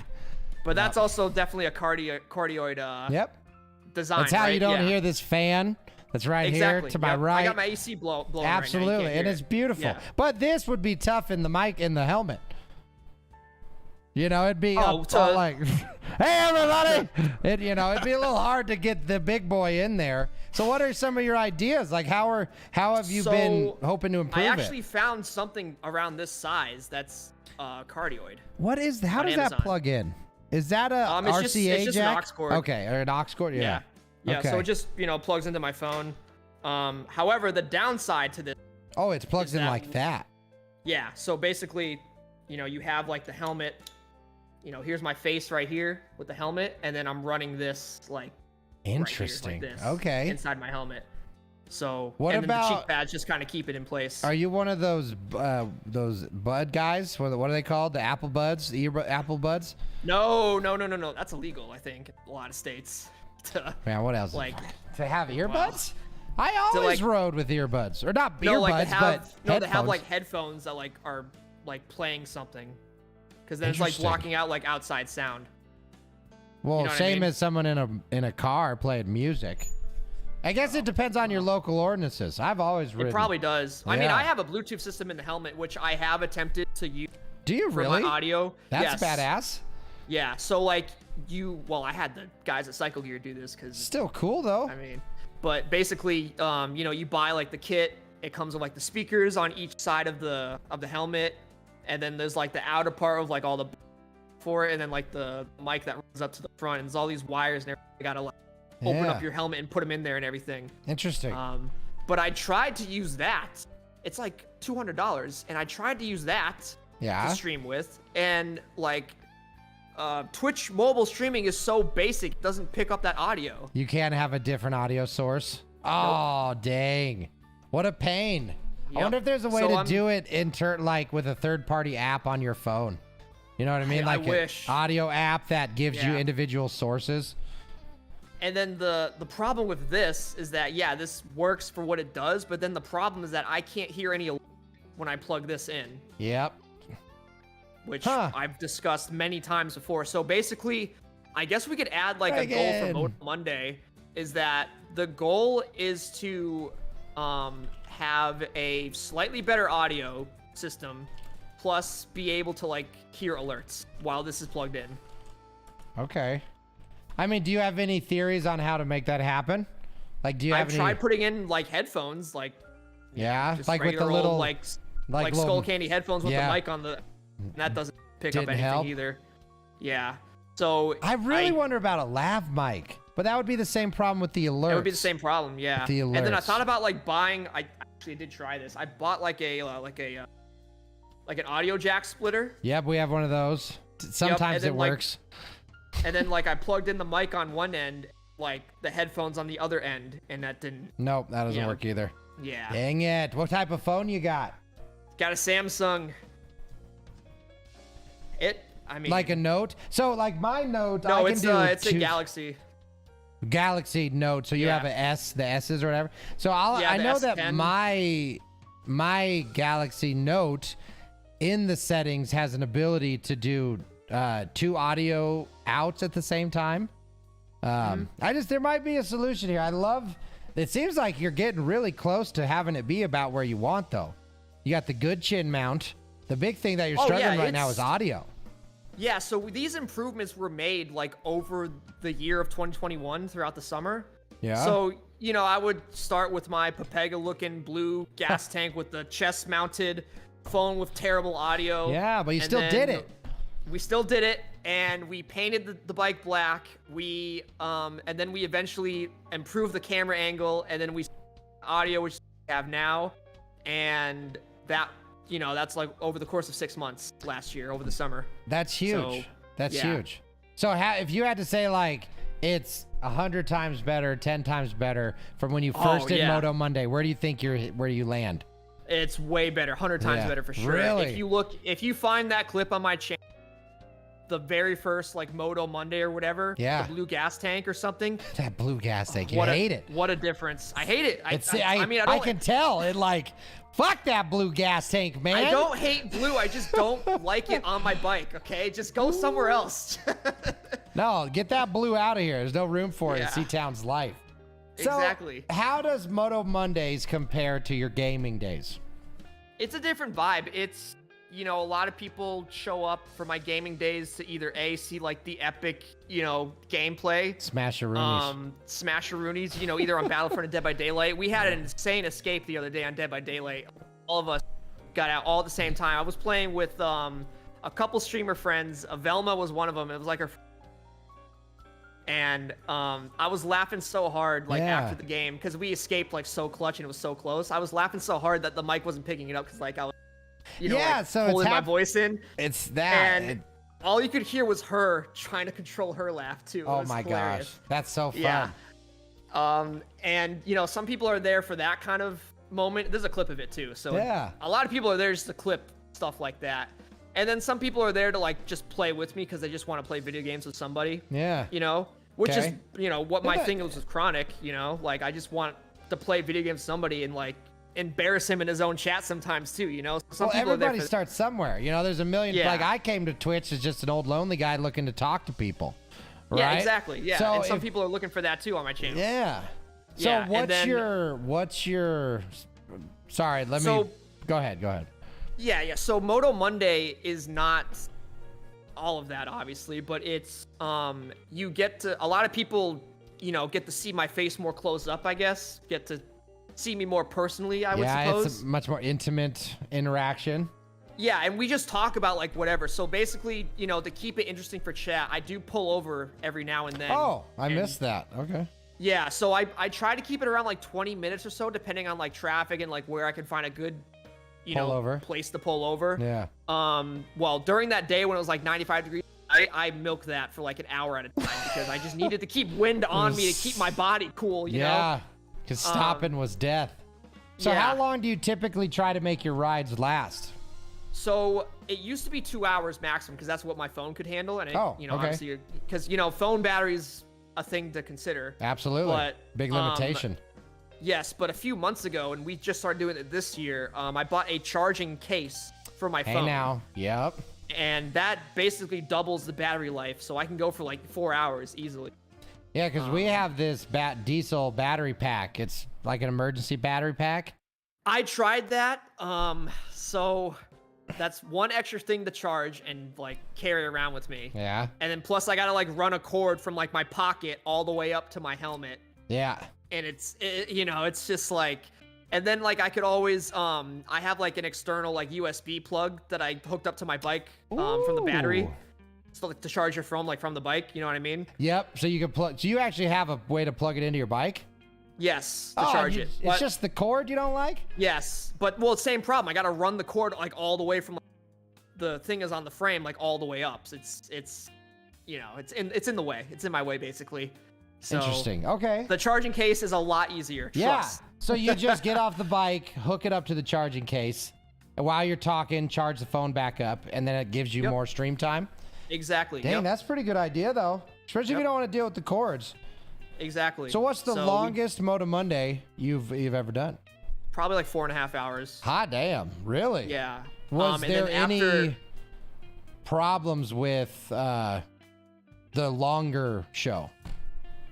So my body is absolutely aching at that point because I mean I'm riding my motorcycle for like over 4 hours straight, which That's a you know, physical task. yeah, that is for those of you guys who have never touched anything like that before, like anything you sit on that has an engine besides a car. Yeah. I mean, No, all you're- the vibrations going on, and you're basically like in a like restricted seating position because you have to keep your feet on the pegs to control the bike, and you have to And keep your a- hands right here yeah. to control the bike. So it's like And it's you in know, a it's- natural sitting position. It's on not like mine it you're is, yes. Well, it's not like you're Yes. sitting on a like a comfy chair, leaning Oh backwards. no, it's not a recliner or nothing. Yeah. No. Yeah, Yeah. we're not, yeah. It's So- not that. And then, you got wind and you got to lean all the time to navigate traffic. And it's, doing that for 4 hours straight does a number on the body. Well, and also you're narrating. So you're also Yeah. not, you're Oh, not yes. just riding a bike. You're mentally engaged twofold because you're not only riding, you're talking to chat, Right. Yep. right? So, Yes. So yeah, like I'm not acknowledging what people are typing in chat because there's two reasons for this. So the way my phone is mounted on my helmet, like it's right on the chin, so I can't see the screen anyways. when you should But be that's a looking good at it thing. while you're riding. But that's a good thing though. Yeah, exactly. That way I won't get distracted anyways. Some people have Absolutely. asked me, okay, why don't you just mount it to the handlebar? And I'm like, ooh, that's probably not a good idea. Yeah, it'd be really vibrating. Every that bump. and also it would be very distracting in It terms of absolutely chat. would be. Yeah. Yeah. So Because that's the unsafe way to do Moto Monday, yes. right? Having chat, entertain themselves, keeping their conversation going while you entertain. That's a way safer Oh yeah, like way. when we're not pulled over and we're riding, I'm like narrating like going Yep. on, like, oh my god, look, and and we're talking shit about like the terrible drivers in front of us, and if I see like a license plate in front of me that stands out, like, oh, look at this guy's license plate, Yeah. Doctor 2019 or something weird, and then I complain about like getting stuck at red lights, and then like I always go to catch the yellows if I know I can do it. Like, Yeah. fucking try to risk it or whatever. But like if I know I can make it, I'll just just a little bit, just throttle up a little and catch the yellow Absolutely. and go back down to the speed limit. There's nothing wrong with that. It's just normal driving. Yeah. And then like one time, like I went on the highway and I specifically did like 69 miles per hour for the memes. Do it for the meme culture. Yeah. Well, and don't I'm like, ever try guys, to look, go I'm doing 420. 69 Yeah. right here. And yeah. So, and then, when I pull over and I see all that chat from like back when I was saying this and that and all that stuff. So you go back and and, then- you recap totally. Yeah, so like, That's 20 awesome. minutes later, I go Absolutely. back, pull over, recap, catch up on chat, say hi to people that like just got in that have been waiting for 20 minutes. Yeah. And then we just talk about like whatever, if it's someone completely brand new, I will flex on my bike to them all day till they're blue in the face. How does I'll one show 'em- flex? How does C-Town flex? So I would take like my phone and like, walk backwards, give them a full, view of the bike. Yeah. And then I would kind of like do like a whole rapid zoom in and out, like, Yeah. And then I would show them my license plate. So if you guys didn't notice, the Oh my license gosh. plate, I have seen the license plate. I spent $30. Okay, That's not this is bad. probably the stupidest $30 I've ever spent in my life. But I spent $30 to have the motorcycle license plate say C-Town. Wow. And I see zero regret on that face. Zero regret. Nothing but pride. So, Yes. putting a pin in the Motor Monday for now. Is it time finally to tell the people the story, or tell my people the story of the C-Town Ladies Man name? Possibly, yeah. Yeah. Because I So- personally, the Ladies Man is what stands out to me. Oh the yeah, most. that's Because yes. it's almost as if you're doing it as an ironic title, since you seem to be maidenless and not Back actively. then it kind of was ironic because I was in high school and I didn't date anybody. Yeah. I mean, I wanted to, but like the only good options were always taken in my high school. So I was like, well, shit. did you so- come from a big high school? Small did, high- yes. Yeah. Okay. But like the problem, actually, I probably would have been better off at a smaller one because the problem with a big one is that like you have more of everything else too. So you have more good ones too, but you also have more bad ones too. That's so true. It's like, Exponential. yeah. The ratio. So yeah, increased. the ratio is actually worse at a larger Yeah. high school. So yeah. So anyways, so we wind the clocks back to sophomore year. Okay. Which was. I'm like 15 or 16 years old. Okay. Let's see. This was Early like, what, 2000s, late 2000s. 2013, Oh, God. 2012-ish. Okay. Yep. 2013. Yeah, so like actually, so like pretty much 10 years ago. So very recently. Yeah. Well, wow. Not for me, I guess. Yeah. Jeez, I can't believe I've been calling myself C-Town for 10 years. That's This crazy, is crazy, isn't it? I'm not gonna tell Wow. you how long I've been calling myself Marcus. Long So, time. anyways. Long time. Anyway, so back then I got like my first smartphone. Yep. And I thought it was so badass. I mean, it was this thing. What was it? I think it was a Motorola. Yeah, Motorola something. for the win. Yeah. So. Isn't it crazy, Reagan? It is. It's just crazy. Time It will is. never stop for nobody. So I got my first smartphone, and then like I start investing in like social media, because back then social media was cool. Now it's not. Okay. No, it has lost its soul. It has. So back then, you know, I was on Facebook, Twitter, Snapchat. MySpace? No. Oh, Hard see, pass. Sorry. There we go. Yeah. And if you go on my Twitter account, you go back like, you know, 10 years, several years. I mean, you're going to see all these tweets that make no sense, because like back then, like everyone like in my high school would like make a Twitter account just to tweet about what was going on in class. Yep. And, it makes no sense. That's Like- how it all started. Yep. And I needed a name, obviously. I didn't want to use my real name. Yeah. For like the you know, whatever. And I was just like, man, I gotta make this account soon. I want to get in on the fun, but I don't know what to call it. So there was a football game at school. Okay. And I went there, and you know, it's just like any other high school football game. You know, Yeah. there's Dumb you know, kids trying dumb to kids pretend just that, doing dumb things. yeah, pretend they're not drinking or getting caught. Yep. and- yeah. Exactly. Yeah. So there's this rap battle going on, like behind the bleachers. A rap battle, And you say? a rap battle, yeah. Okay. All right. So an intense rap battle is underfoot. Very intense, very intense. Yeah. It was taking my attention away from the game. That's how intense it was. Were you okay? winning?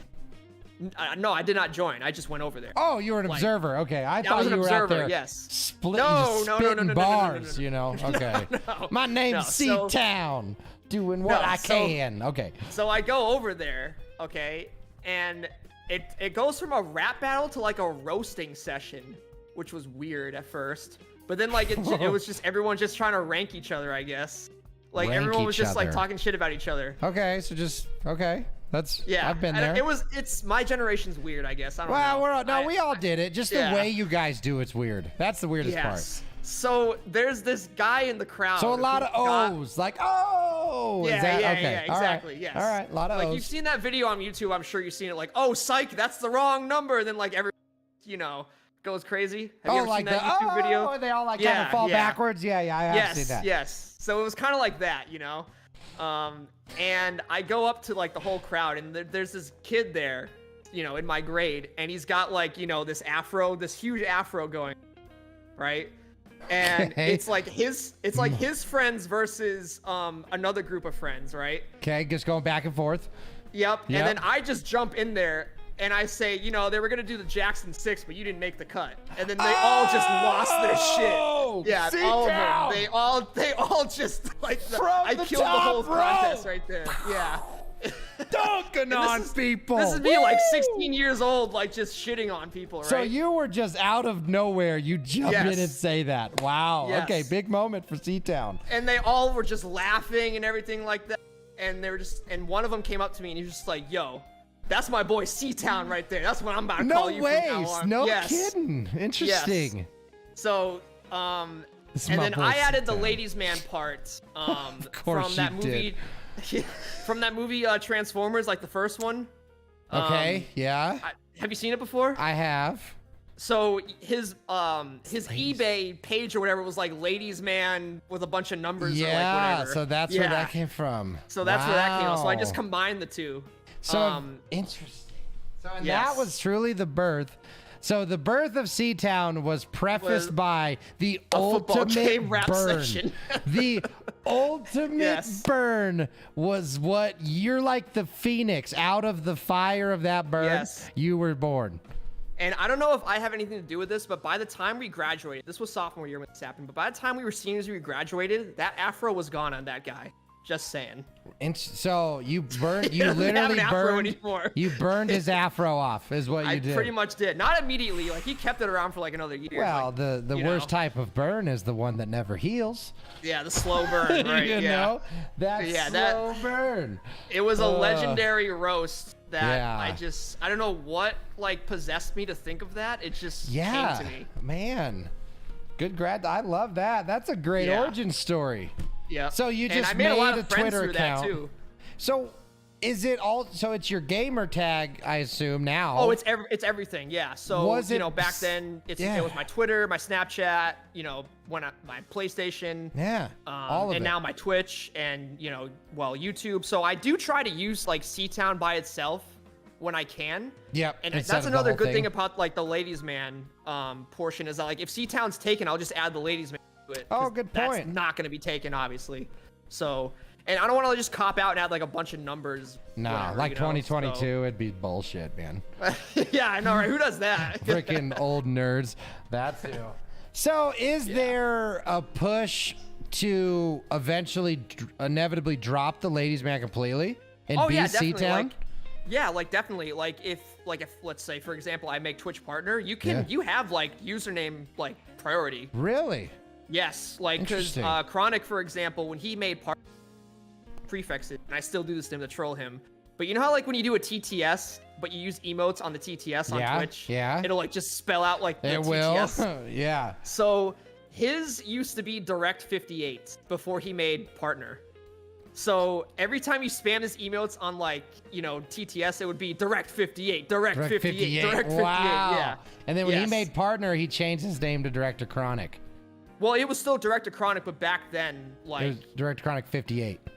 no, like back then, I think because there's probably someone else on Twitch that's also got Director in his name, Okay. and they just have to give him numbers. I don't have numbers in Gotcha. my emo prefixes though, but I know for a fact there's do. probably some, random account not in use out there right now, town on Twitch. Yeah. And if I made partner, they would probably give that to me. Interesting. So that's just an example. Like on my YouTube channel, it's town. Because on YouTube, you can just name it like, Yep. whatever without worrying about it being taken. And then, I mean, there's going to be some limitations like, for example, like Battlefront, my origin name, which is like the servers and the game is from. Yeah. Like that's taken and that EA is not going to, Well, yeah. to me. And the bigger you Yeah. get, the more people are going to take your name. Exactly, right. So ultimately, you so got to there, be there are the going to be first. some limitations. There's some things that I just can't, do. I think Twitter's going to be another same thing too. Unless like I become, a famous celebrity, I get my account verified. on Twitter, Yeah. there's nothing I'm going to be able to do about Twitter. So, I'm losing you you know. again. You're breaking up.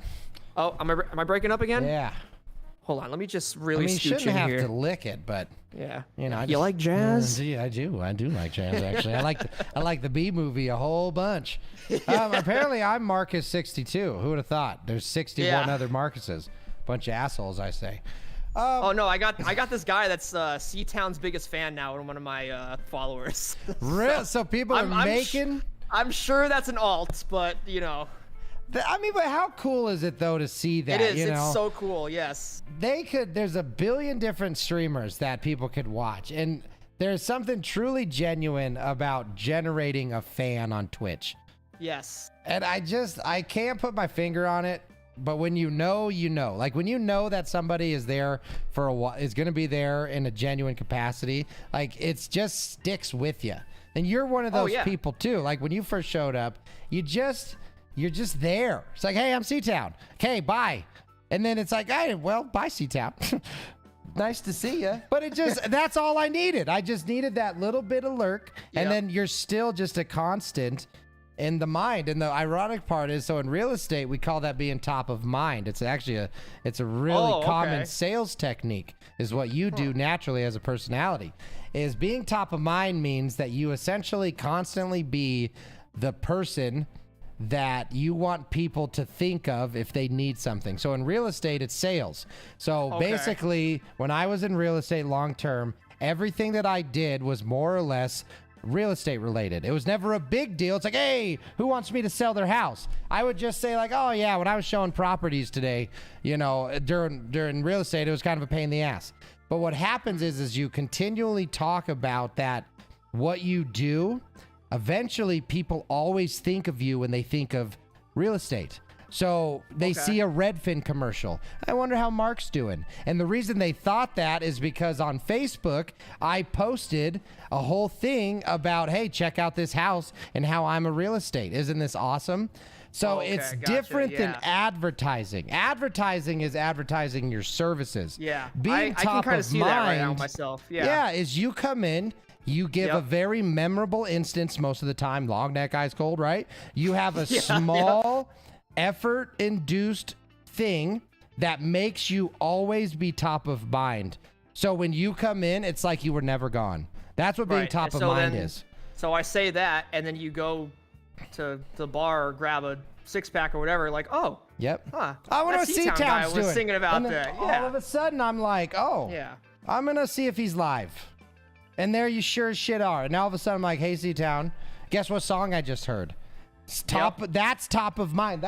That's called living rent-free in someone else's brain. Yep. I can actually see myself like, you're great at that. it. Like, you are great pretty at much it. every single like Twitch like streamer that I've like dedicated followership and like interactive this to, I can definitely see them thinking about me randomly throughout the day somehow. You have a memorable impact in a very short amount of time. And I would argue that's one of your biggest strengths, is you do have a lasting impression on people. And that is what makes a good content creator.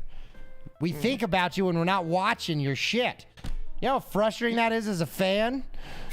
I actually get DMs on Discord all the time saying, C-Town, when are you going live? C-Town, where's the stream? And I'm like, dude, I'm at work. I'm sorry. Yeah. Like, I can't do it right now, man. When those come through, what hits you? Like, when someone's like, hey, C-Town, you're top of mind right now. What is going through your brain when you see those? If they, like, want me and there's absolutely nothing I can do, I feel bad. Yeah. But at the same time, like, I'm just like, well, I mean, it's not really my fault. I mean, I'm doing what I'm supposed to right now. So it's like, well, you know. So you take it to a healthy place. You take it to a healthy place. That's great, though. I love that. Because that, to me, my personal life is, I get a lot of appreciation through those efforts, right? The random text, the one-off, hey, just was thinking about you, saw this commercial, thought you might like it kind of thing. Those small gestures of humanity are truly some of the most memorable to me. Like, that's why I make such an effort to compliment, right? So when you come in, I want to bring up our long neck ice cold, right? I want to say like, hey man, I love when you do this. And I say the compliment because I believe in the reinforcing behavior. Yep. And then when you come in, I referenced the whole Master Cheeks thing on Halo that you and were... it's beautiful. That was, oh man. Showing crack to the world, baby. That's had me like researched if there was a YouTube account because you wanted that name. Oh like, bro, God. it's taken. It was taken, and I was so upset about it because it was so good. But it's such a great name, though. That small gesture, that little, if you put it on a timeline of greatness, it wouldn't even be a blip. But it's the cumulative. Like, you've seen A Bug's Life, haven't you? Yes. Oh, I love that movie. Right? That's my We childhood are right there. Yes. the seeds. Yes. The community is our seeds. And if we appreciate each one, man, it's just cool. And that's what you do different. You actually plant something. It's not just, hey, Marcus, I'm streaming in 10 minutes. I'm going to come say hi. That's different. Oh, yeah. Like, if I'm about to type something in, like, somebody's chat and it's, like, intended to be, like, funny, I like, five-head thought it out. Good. Based off the context of, like, what is being talked about on stream or, like, just what I'm observing. Yeah. Like, I like, plan this, you know? So when do you walk away as a streamer, when do you know it was a good stream? How do you hit stop streaming and go, hot damn? Oh man, that's actually a really good question. Yeah. Lately, it's honestly just been when like I just like started losing myself. I've had a pretty stressful week because I'm changing apartments next week. Yeah. Oh wow. And then I'm working and then I'm working 30 hours a week plus trying to still stream the day I worked, and I'm just exhausted. And it's hard to do that.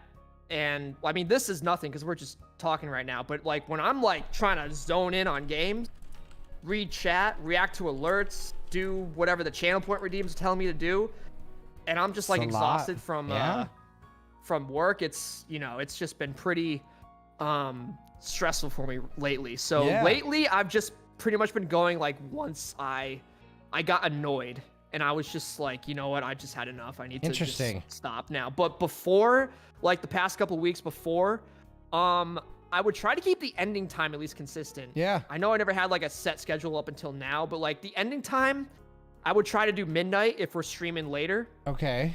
Because I noticed that like once midnight hits, at least for the people in my time zone, that's kind of like when everyone just starts to go to bed. Yeah. And there's not as many people watching me anymore. And then I don't want to run out of options of people that I know for raids. So good in point. theory, That's a good point. I could stream until like, 5 o'clock in the morning, but then the problem is that like there's no one left to raid, and then I don't want to just end stream without raiding. I hate doing that. It's such a waste to me. But the problem with raiding someone I never like even met before or whatever, and I've had this experience happen to me, is that like one time I raided a guy that was playing the same game as me, and he got all mad that we were spamming emotes and just like going crazy in his chat after the raid. And I'm just like, what? He got mad about it. Yeah, he got mad. Interesting. What about it? So he just didn't like all the spam in his chat. Interesting dude, job choice. There's 2 people watching you. Someone was nice enough to raid you and like bring all these people here and party it up and everything. Trying and to you're, network like, all salty. and interesting. Yeah. So ever since that happened to me, I just honestly like only do like raids that people that I know that I can trust that will, appreciate the raid, because it makes me look bad like when I bring people over and say, hey guys, we're gonna go raid, let's have fun, let's do this, and it turns out to be like terrible.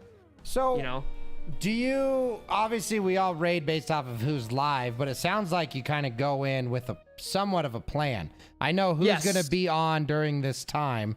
So have you ever looked at doing that with a new person that you picked like beforehand? Because then you at least know that you're not raiding an asshole, but it's still a brand new raid. Like, for example, you find somebody and you don't say anything to them for like the first... earlier? Oh, yeah, okay. I know what you mean. As a planning stage, I guess. I would like to do that in the future. I just don't have enough time to just browse through Twitch and just rapidly check out people's streams. Yeah. It's tough, especially when there's pre-rolls on every single video. Exactly. Yeah, that too. So what I like to do is that first things first, I look at the list of who's online, and then are any of them playing the same game as me? Yep. Okay, how many viewers? Who has the lowest amount of viewers? Who like some love? Yeah. Or like who's like doing a birthday stream or like a charity or raising money. Same. I try to like make it like as efficient as possible. Because is this like a hype stream or just a regular stream? Exactly. A special event versus regular.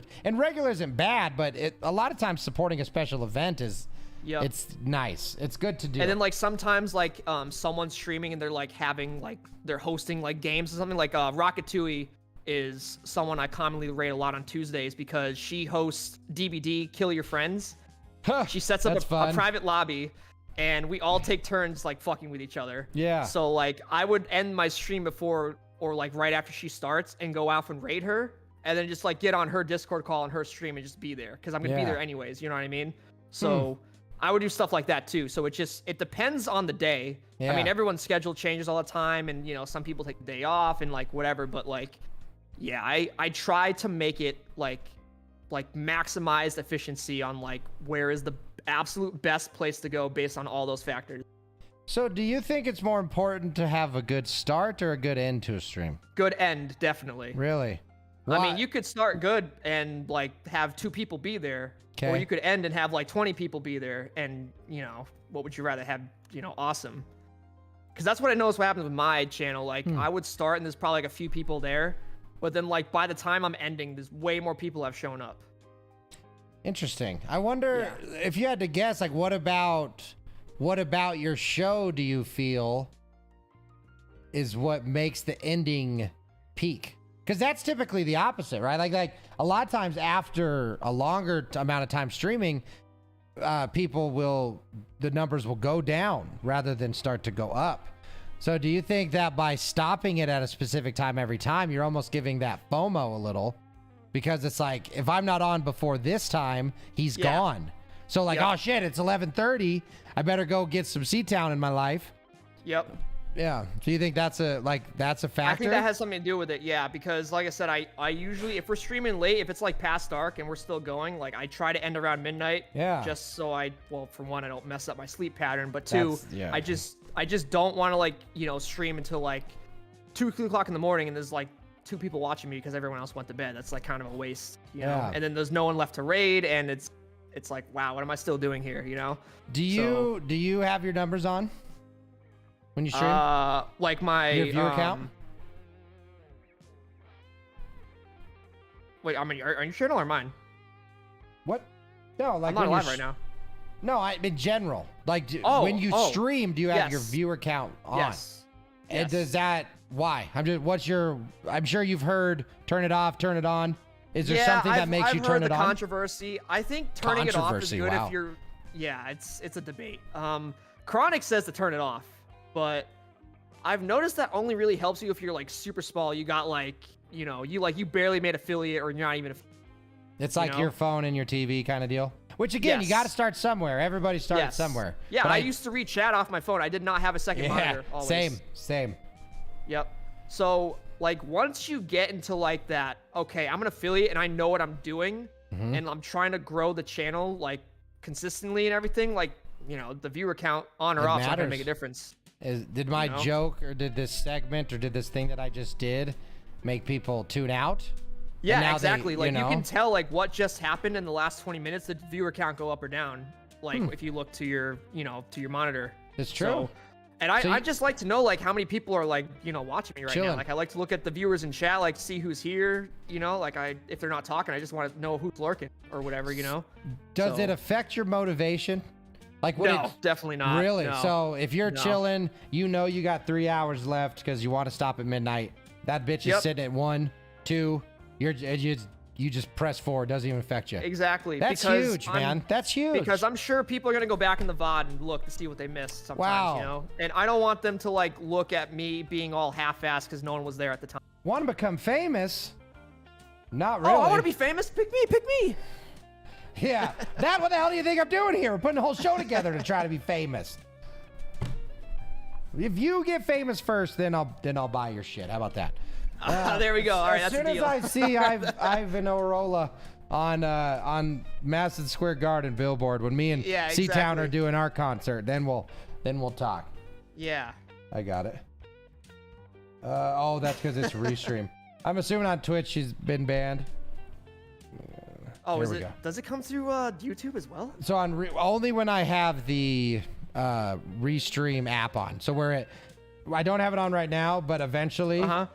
When there is more crosstalk, I probably will bring it so that people can see what each other. I thought about implementing it because I feel like I would build a little bit more if people on YouTube that don't use Twitch could just still see me play games. Yeah. Well, and I'm an old guy that doesn't use Twitch unless I'm at my computer. We watch YouTube on our television, and I truly just the more I thought about it I was like, there has got to be more people like me than young people who are watching Twitch. Because there's probably like kids that just don't have a computer because parents won't let them or whatever, Absolutely. Yeah. So, when you're old, you want to sit on your couch. So we have our TV up here. We put on YouTube, and that's more or less our television. I sit in this chair more than anything that I own. Really? See, and I did too when I was your age, right? But now as an old guy, I just want to be entertained, and cable is ass.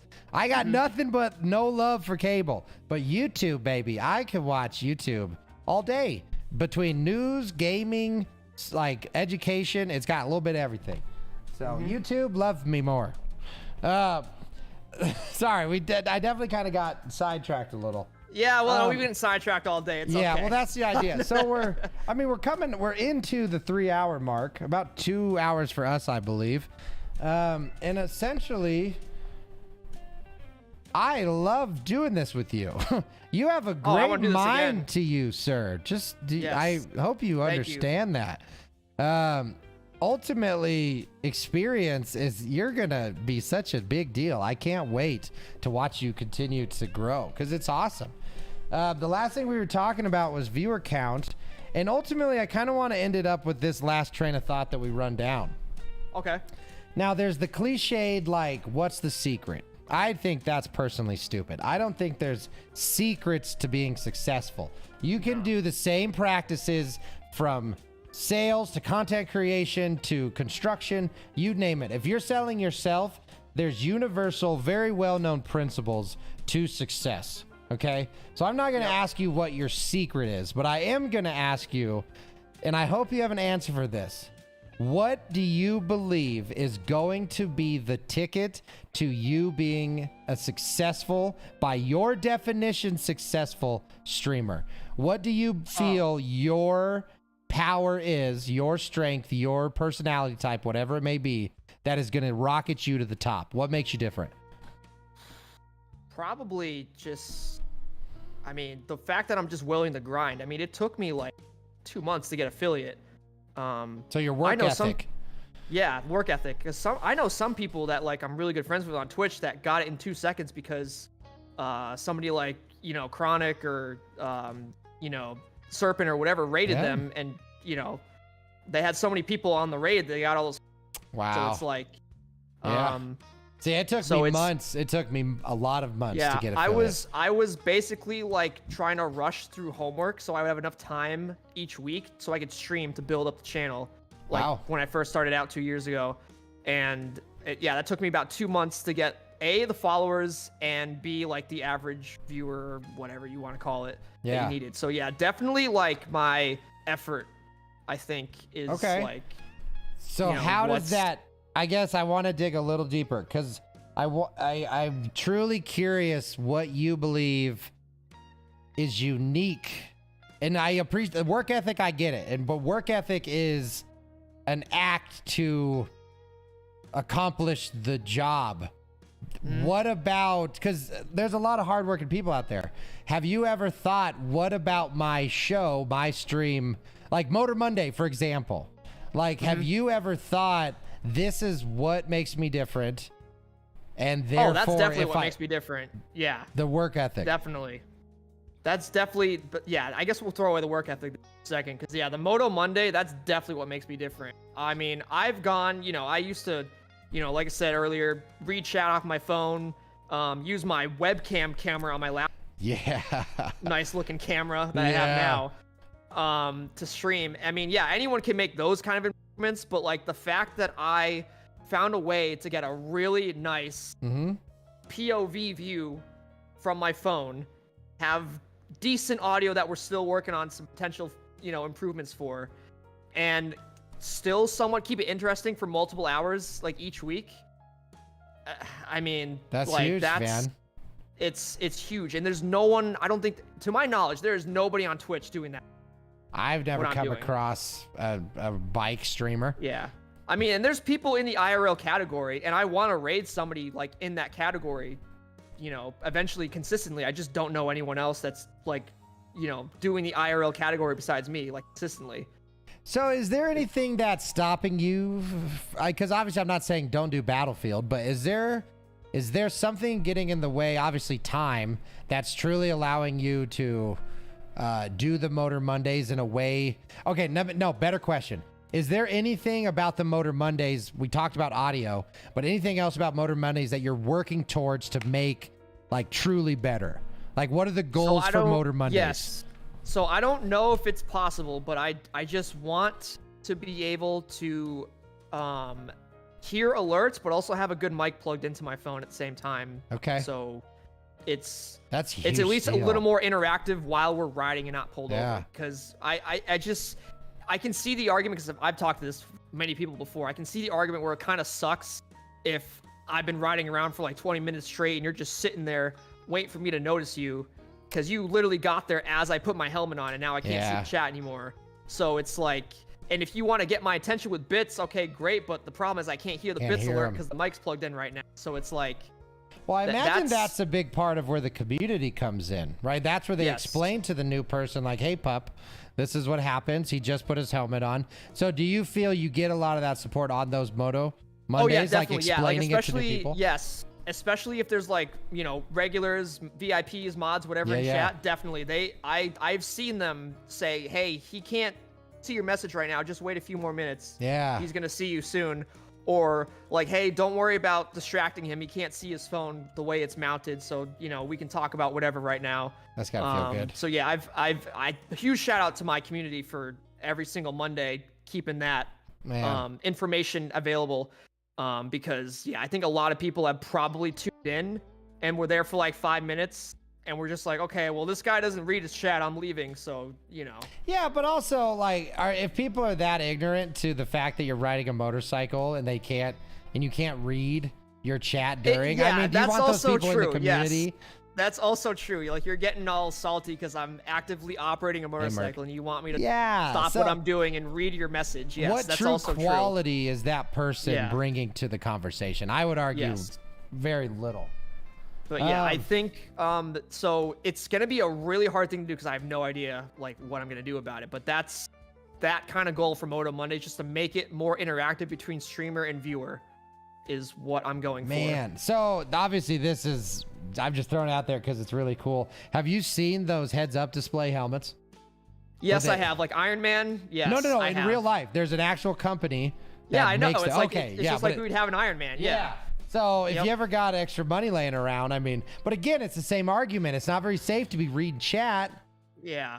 So text to speech, but again, super distracting as well. And then the other risk is that I spend all that money, and is it even compatible with like the Twitch mobile app? that I'm using? Exactly. So, because Interesting. I dropped $200 on my helmet's Bluetooth, and I mean, it works great for like phone calls and music, but that's all I can use it for, you know? So, I yeah. would look into like some third-party apps that are for audio control, and essentially they would just take over your phone's audio control. And I don't know, but if I ever see something, I will definitely send it your way. Yeah. Well, what needs to happen is that Jeff Bezos Listen and here, Jeff. you know all his higher ups need to get into office together for a conference and say, hey, we need to start making some improvements to the mobile service here for C-Town and all his other IRL friends. I'll send an email. I'll tell Jeff what's up. yeah. Well, cool. I mean, I could do this forever, but I got a sweaty back and I kind of want to stand up. So, how'd it go, man? What do you think of it all? This was awesome. I Did definitely you want to do this enjoy it? again too. Yes, this was a great talk, just learning about me and talking about bikes for most of the stream and talking about today we talked about something that like people I've known longer than you did not know about me, and that was the crash. Wow. No kidding. I feel Chronic doesn't know, Mary doesn't know, Tui doesn't know, Mary! Chef DeLorean. I don't think she's hearing her. I keep yelling at her. Yeah. Are No, you- she'll find out eventually. Really? Well, I feel Yeah. extremely honored that you chose to allow me to present your story on my platform. That's enormous. I have dude. not told anybody that besides like, you know, family and friends off the internet, you know? I mean, so I gotta ask, like, why do you think you did? Why do you think you felt comfortable? It was doing just, it was the right time. I felt comfortable. And I just didn't want to make because, you know, I've only been doing Moto Money for like a year. I didn't want to make myself feel like that's doing all these high risk IRL streams because, I was just recently in a crash and now I'm doing this. So I didn't want to like, you know, come off as that guy either, you know? So you wanted to tell your story. That's kind of why that's just kind of why I've held it, you know? Yeah. Well, if nothing else, and you know me, I'm about to do my thing again, but I truly believe that you are holding a little bit of shame, inappropriately speaking, towards your crash. There's absolutely nothing wrong with knowing that you could have done better and that you plan on doing better in the future without taking it to a negative place that you actually did something wrong. Right? So I see a huge, like, this is the first step to you forgiving yourself for crashing. And I think that's really I forgive important. myself definitely at this point. Yeah, fully, absolutely. As soon as I purchased all my upgraded gear and I was consistently like, you know, riding around safely and everything like that, I completely forgave myself. You did? Because it's like lesson learned, man. You're like, lesson learned. The bike is fixed. My body's you're healing. alive. I have better gear now, and you know I'm doing this more responsibly than before. And that's huge. Because I mean, I'll give you the super short version. When I crashed my bike, I mean, 30s of thousands of dollars in debt, bruised kidney, broken collarbone, lost every job I had, smelled horrible because I couldn't take a shower because I was so broken. Like I hard crashed my bike. You know how I did it? I was showing off for a girl. Literally, we were up in the canyon. She was on her bike. I was on mine. We passed like 6 cars at once. She passed 5. I passed the 6th. I should have only passed 5. It was perfectly safe to pass 5. And I was going too fast. I hit loose gravel on the side of went right into a turn. I hit loose gravel. Oh no, my whole butt, my ass, The second I hit the sand, I was on the ground. There was no wobble at all. Oh, so you just lost all your traction. My traction eroded away. I was in a wow. turn. I was going fast. It was my fault, but I was going fast. I didn't see the sand. Went into the turn, laid the bike down, and basically slid on my face this way. I hit a rock. The rock broke my collarbone and flipped my body over. That's how hard I hit the rock. So, okay, because that did not happen to me. I just went straight down and slid. So you actually got air. No, I tumbled. Because once I hit the rock, my momentum, big boy Marcus shoulder blades, stopped. But my ass momentum went forward. So I hit the rock, flipped over onto my back, and woke up with a broken collarbone on my back. And I immediately jumped up to grab my bike. And as soon as I grabbed my bike, I felt my bones pull apart. And I was like, oh, I broke my shoulder. Oh, no. Right? You can actually feel it transpire in Dude, your it body. was rough. It was a tough one. But well, maybe I guess that's how I'll determine if I have a potential bone next time. if you can pull it apart and it hurts like hell when you pull it apart, it's very, very likely that it is broken. Yeah, So- it was just in pain. I just, I just thought it was broken just because of how much pain I was in. So maybe, I don't know. I love it, dude. Well, this has been an absolute joy and pleasure to tell your story, or to hear you tell your story. I plan on editing this and giving you a copy for you to do with whatever excellent. you want. Of course, yeah. This will go on my YouTube channel. Yeah. This was 100% benefit for me, and I thank you so much for the time. Of and course, the yeah, effort, absolutely. man. So if you ever want to do this again, this is Streamer definitely. Mastermind. It's going to be on Wednesdays. And I want to try to do this at a high level because we got a lot of value to bring to people. We got experience that we can give, and we can benefit from each other. And that's what we should do, brother. Is this what's separating you from everybody on your channel, then, I would say? My superpower that's going to make me one of the most famous streamers that have ever existed, as soon as I find the ability to be motivated like you, is my ability to understand people by literally having a 2-minute conversation with them. I truly believe that I understand people in almost a superhero level way. Okay. And I think that ability to talk to literally anyone about anything without any judgment is what will make me different and launch me to the top, man. People love to talk. People love to hear about other people, and the world needs that done in a positive, non-judgmental way. Because everybody fucks up. We all wreck our bikes. We all have horrible relationships at one point. We've made mistakes. And because we're all the same, let's stop acting like we're so fucking different. And this right here, this conversation, doing things like this, is how we're going to do it, man. And I love it. So when you have an answer, that's what I want to hear when people ask you what's going to make you different. Because you're special, C-Town. You're a beautiful soul. You have an ability to make people like you immediately. So take that with what you will. That's, in my eyes, excellent. That's your superpower. You are an extremely likable person. Awesome. Cool. Thank you. I really appreciate that, Marcus. And yeah, coming on here to this week, this was awesome. I can't believe you even invited me because I saw you do this a few times. Yeah. And I was like, oh my God, he wants me to come on the show. See, and the ironic part is I thought, I can't believe C-Town agreed. You're a big deal to me, You thought I was going to say no? Yeah. Why? I thought you thought I was leeching off of your viewers or... No! Yeah, what are you talking about? So, no. It's an honor to me. I mean it. So wow. It just goes to show, Mr. I don't want to ask to be on the team. You never fucking know what somebody thinks about you. So it's worth putting yourself out there. That's how you find love. That's how you find success. And it's how you find happiness.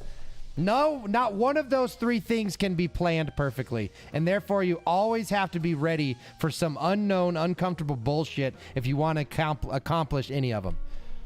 The only thing predictable is negativity. Because we can write our own story. Nobody can write their own success story. They have to work for that shit. That's right. That's right. So, tell them. Yeah. All right. Do you have anything else, brother? Well, I appreciate it. I've been reading your comments in chat, guys. I just didn't want to completely drew off the conversation because we already did that on other things earlier. But yeah, guys, all your comments today in your chat. The missus is shouting me out a couple of times. Oh, Chef DeLorean, Mateo, Mary. I got a Oh. bunch of people that came over from my channel. I know. Thank you so much. To see this. So yeah, thank you guys for. I pinned like my Discord. I and saw sent out that too. sent out a you're tweet. Ah. To tell everybody I was gonna be here because I know I got DMs waiting for. Hey, Tone, when's your stream? And I'm like, sliding in. Oh, Yeah, man. You're a so- big deal to a lot of people. C-Town, never forget Yes. that. All right, Yep, and then so also, thank you everybody for the support today. This was great. I didn't read it, but I absolutely loved Chef DeLorean's idea about during Moto Mondays, you make your stops at local food places and you talk about them. That is such a smart idea. No, I've actually offered that to my streamer friend Hi Jedi. I don't think you know her. I don't believe so. She completely simps for Wendy's. She's like obsessed with it. She has Sipping dedicated for her Wendy's.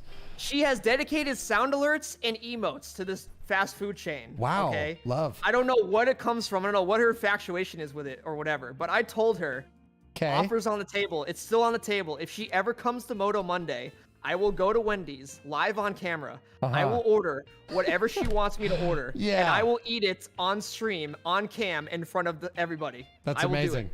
That's Yes. amazing. And so now do that. Start with your favorite places. And start. The more we learn about C-Town, the more we love you. So if you take Yes. us to your favorite watering hole, okay, you take us to your favorite watering hole, and you show us what you love, man. The more you expose your people to what C-Town is, you're just a likable son of a bitch, man. So just give us more of you. We know you're cracked at DBD. We know you're a cracked gamer, but we want to see that you're a cracked person. Right? So go do that. And I love it. I love it. You know, I'll give you the Irish goodbye. It means, so there's two versions of an Irish goodbye. One of them takes 2 hours and one of them takes 2 seconds. That's a pretty far gap in between the two. I'm just kidding. Can you imagine? Wait, what just happened? Can you imagine? So the joke was the Irish goodbye, right? Oh. One takes 2 seconds. And then I Oh, hung and I up. guess that one took 2 seconds. There you go. So no, we did. We're gonna do the Scottish goodbye. Okay. Okay. Do you know what a Scottish goodbye is? No. Okay. I don't either. I was hoping I'd come up with a joke. So Scottish goodbye is thank you so much for being here, my friend. I look Of forward course, to thank doing you this too, again. Marcus. And then Yes. we should talk soon. Because you're a good Yeah. person to have in my life. All right. Okay, excellent. And All for right. those who don't know, get your asses over there. CC Town. He is 10 times the streamer I want to be and literally half the man. He's 5'9". Look at him. Okay. So you got the big boy and you got the great guy. Sound good? All right, Yes, brother. definitely. C-Town, thank All you right. so much, dude.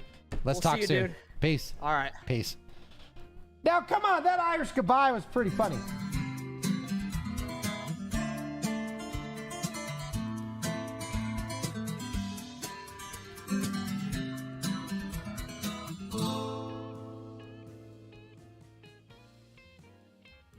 What's up, you beautiful people? I cannot believe how good that went. Actually, wait, I can believe it because I know C-Town. There's a reason I asked him to be here. C-Town, you legend of legendariness, okay? Oh my gosh, I got the hiccup burps. That was an absolute pleasure. I know I missed some chat, y'all. I try to be respectful during these shows, and I just can't. I don't want to interrupt people as much as I already do. So anybody who's chilling, hanging out, I'm so happy. I'm so happy that we got to truly sit and listen to a wonderful story about C-Town. I swear this dude has been telling this story his whole life. He was so good at it. He had the timeline. He didn't lose himself in the conversations. Is that what a professional talker is like? You know, someone who doesn't just go all of a sudden like, potato! Scared Scarlet. Right? Like you can't, that was such a wonderful interview, and all credit goes to the interviewee. That was so good, C-Town. Thank you so much for coming in, dude. Like, when I asked, I was like, okay, we're going to ask a bunch of people. I don't expect anybody to do it. So we'll see what happens. And then all of a sudden, C-Town's like, I'd love to. I just... Makes me happy. I definitely thought you practiced C-Town. I've told it to people before, so I guess I'm experienced. Man, you're as experienced as a girl who had to repeat the senior year. So... You know, that was 3 shades of a hoot. 3 whole shades of a hoot is what we got to experience, you guys. So yeah, C-Town, it'll take me a little bit to edit that up. It is long. It is long after all. But yeah, man, I'm gonna get you a copy of this video. Reagan, how'd we do? What's the debrief, right? Let's take a quick debrief real quick. And find out what we thought of that. Because was that a stream mastermind or was it a human highlight? Or was it some kind of combination of both? Right? Because we really did kind of touch on both. We highlighted C-Town's life, but then we really focused on goals and how we are planning on being successful. I don't know. You better lose yourself in the markets. The moment you own it, you better never let it go. You only get one shot, one opportunity to be everything you ever wanted to. Do not miss your chance to blow this opportunity. I love that so much. I don't know if you meant it the way that I just took it. Do not ever miss a chance to blow it. Don't ever miss a chance to fail, because that is truly, it might be your only chance to do that. You may have one chance to go to the flame in the Statue of Liberty simply because you were there at the right time during the right moment. And it's try to never let fear of the unknown or an assumption stop you from doing something that could possibly change your life forever, right? So just, it's important. I really liked that. Do not miss your chance to blow this opportunity. Oh, is there a comma there, period there? Do not miss your chance to blow. This opportunity comes once in a lifetime.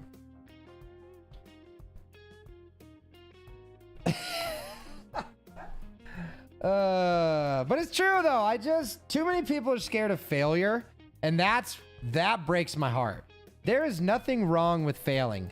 Like when, you know, we touched on with C-Town about the shame a little. I was really surprised to hear somebody who's so successful and like, but in my definition of a successful, like he's not a piece of shit. He's a well-rounded dude with a smart head on his shoulders with clear goals and ambitions to succeed. Like a clear-cut version of a good person who by all true intents and purposes has no reason to feel shame or guilt about something that he actively worked towards making better, right? And I don't say it meaning that he lives some type of like super depressed, shame-filled, spiraled life. I simply noticed that, hey, you shouldn't feel ashamed about that. If I'm wrong and you don't, I'm sorry. But if you do feel any shame, know from an outside third-person perspective, you didn't really do anything wrong. So just maybe don't put all that negative bullshit onto yourself and just kind of, you know, tell me the story about your accident. And I'm not saying that's what's, that's like the extreme version. C-Town did very good with telling a story and, you know, allowed me to interject all my psychological bullshit into it. And it was just cool. You know, it was a good time. It was just, that was such a good time. I truly love hearing people's stories.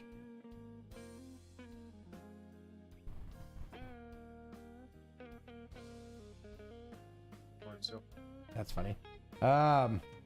Facebook pros and cons. So, you know, I don't appreciate that MySpace doesn't get the credit that it gets for being first. I mean, the fact that MySpace is like this scoffable thing from the youth, I don't know how I feel about that. Isn't that the Eminem song? So, and then I thought it was, you better lose yourself in the Marcus the moment. Oh! Wow, I went so deep, and that was an Eminem lyric, and I did catch it at the end. But it led to, the do not miss your chance to blow this opportunity really led to somewhere great. So another great example of you never really know what impact your effort's going to have. It could be a super positive or a super negative thing, but ultimately your intentions can be one thing and your execution can be something completely different. So let me get this better. You better lose yourself in the Marcus the moment you own it. You better never let it go. You only get one shot. C-Town, don't miss your chance to blow it. This opportunity comes once in a lifetime. You better. Woo! I don't know. I was a big time Eminem fan back in the day. That was indescribable. Is that a good thing? Meet the streamer. That's actually a good idea too. Meet the streamer. And then so when so the first time when we introduce them, they've never done a mastermind before. We do a special segment called Meet the Streamer. And then that wouldn't be on a Wednesday, but if they were going to come back on Wednesday for the stream mastermind, they would already have their introduction. So it wouldn't be like some shitty Justice League DC movie where I have to fit a bunch of origin stories into one movie, right? So that's not a bad way to do it. So say, for example, now we did the stream meet of Storyteller Merc, the legend himself. We did the stream meet of the Sex Pistol himself, C-Town, right? So those two guys, say next weekend, or next Streamer Mastermind, it's those two and me, and then we talk. I don't know. There's a million different ways to do this here, and ultimately I want to see what is the way that we enable the most amount of value to y'all. That's what I really want. MySpace was awesome. You could embed videos into MySpace. You can't do that shit on Facebook. Okay? I think, Mac Daddy would be sweet. I would love that. I don't know if he would do it. That's honestly the only reason I haven't asked Mac. Who does that sound like, C-Town? The only reason I haven't asked Mac is because I feel like he wouldn't want to do it. Because he's an adult. He's a pro. And again, who am I to invite him to my stream? It just seems, I don't feel like I got the clout to ask a certain thing. But here's what I say, kids and adults. You know what the problem is? I'm just putting my own roadblocks up to stop my success. So let me tell you this. So Max says no, and now he's going to hate me. He's not going to be my friend anymore, right? And honestly, if that almost impossible situation were to ever happen, were we really that close in the first place? And am I truly at a huge deficit? And I love Mac, and I don't think he would have any problem at all with coming on the stream. I don't know. I try to respect people's time a lot. And before I muster up to ask a question that they might feel, yeah, I'll reach out to Amaranth. I got her on my MySpace. But like, a lot of people feel obligated to say yes, and I don't want someone to only be saying yes because they're trying to be polite. I don't believe in that. I don't believe in being polite for the sake of politeness. You're not helping people by just lying to them, politely lying. So with all that being said, I write my own destiny. Because the funny thing, C-Town, I did reach out to Director Chronic in Twitter, and no big deal. He didn't respond. I don't even know if he saw it, honestly. But I was so nervous about sending it because I was like, oh my God, if I send it, he's going to hate me and it's going to be weird. And that is just so stupid. That is just so not a healthy way to think. And I think it's important that we take these moments and we do articulate them, because at the end of the day, all these little negative jabs that we give to ourselves are the reasons why some people truly end up hating themselves. It's not the one comment that made somebody stop liking who they were.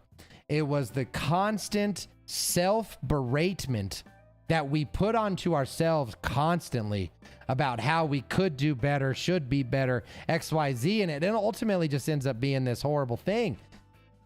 And I just don't recommend it. Don't recommend it.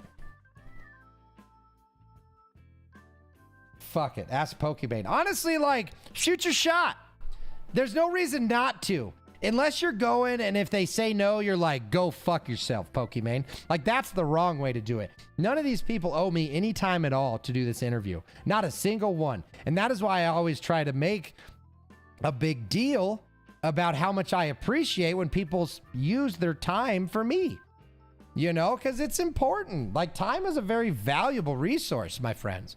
And I think it's really important to make sure that you understand how you're allocating your time, but also understand how you're allocating other people's time, because that's really important too. Other people's time is really important. And I would argue almost a little more, because the second that you use a little too much of someone else's time, that's when you'll never see them again. And that's the sad truth about a lot of reality, is if you push it too far with most people, there's not going to be this wonderful recollection and this reconciliation. It's probably going to be some unspoken emotions that led to resentment, and now you don't have a friend anymore. So I don't know. C-Town games are sweaty, knees weak, arms are heavy. There's randos on his team already. Name's Mom Spaghetti. He's nervous, but on the Twitch he looks calm and ready. He's got gloves on his palms because they're sweaty. I love it. But that's it for Marcus. I'm hot. I need to take my shirt off. I need to take my pants off. And I need to get out of here, because it is truly time. C-Town, you're a beautiful soul. Chef DeLorean, Reagan, wife, all of you. All of you, all of you, all of you. Thank you from the bottom of my overinflated heart for being who you are and always trying to be the best version of what you could be. So assalamu later. Much love to everyone, and I will see you on the next one. See ya.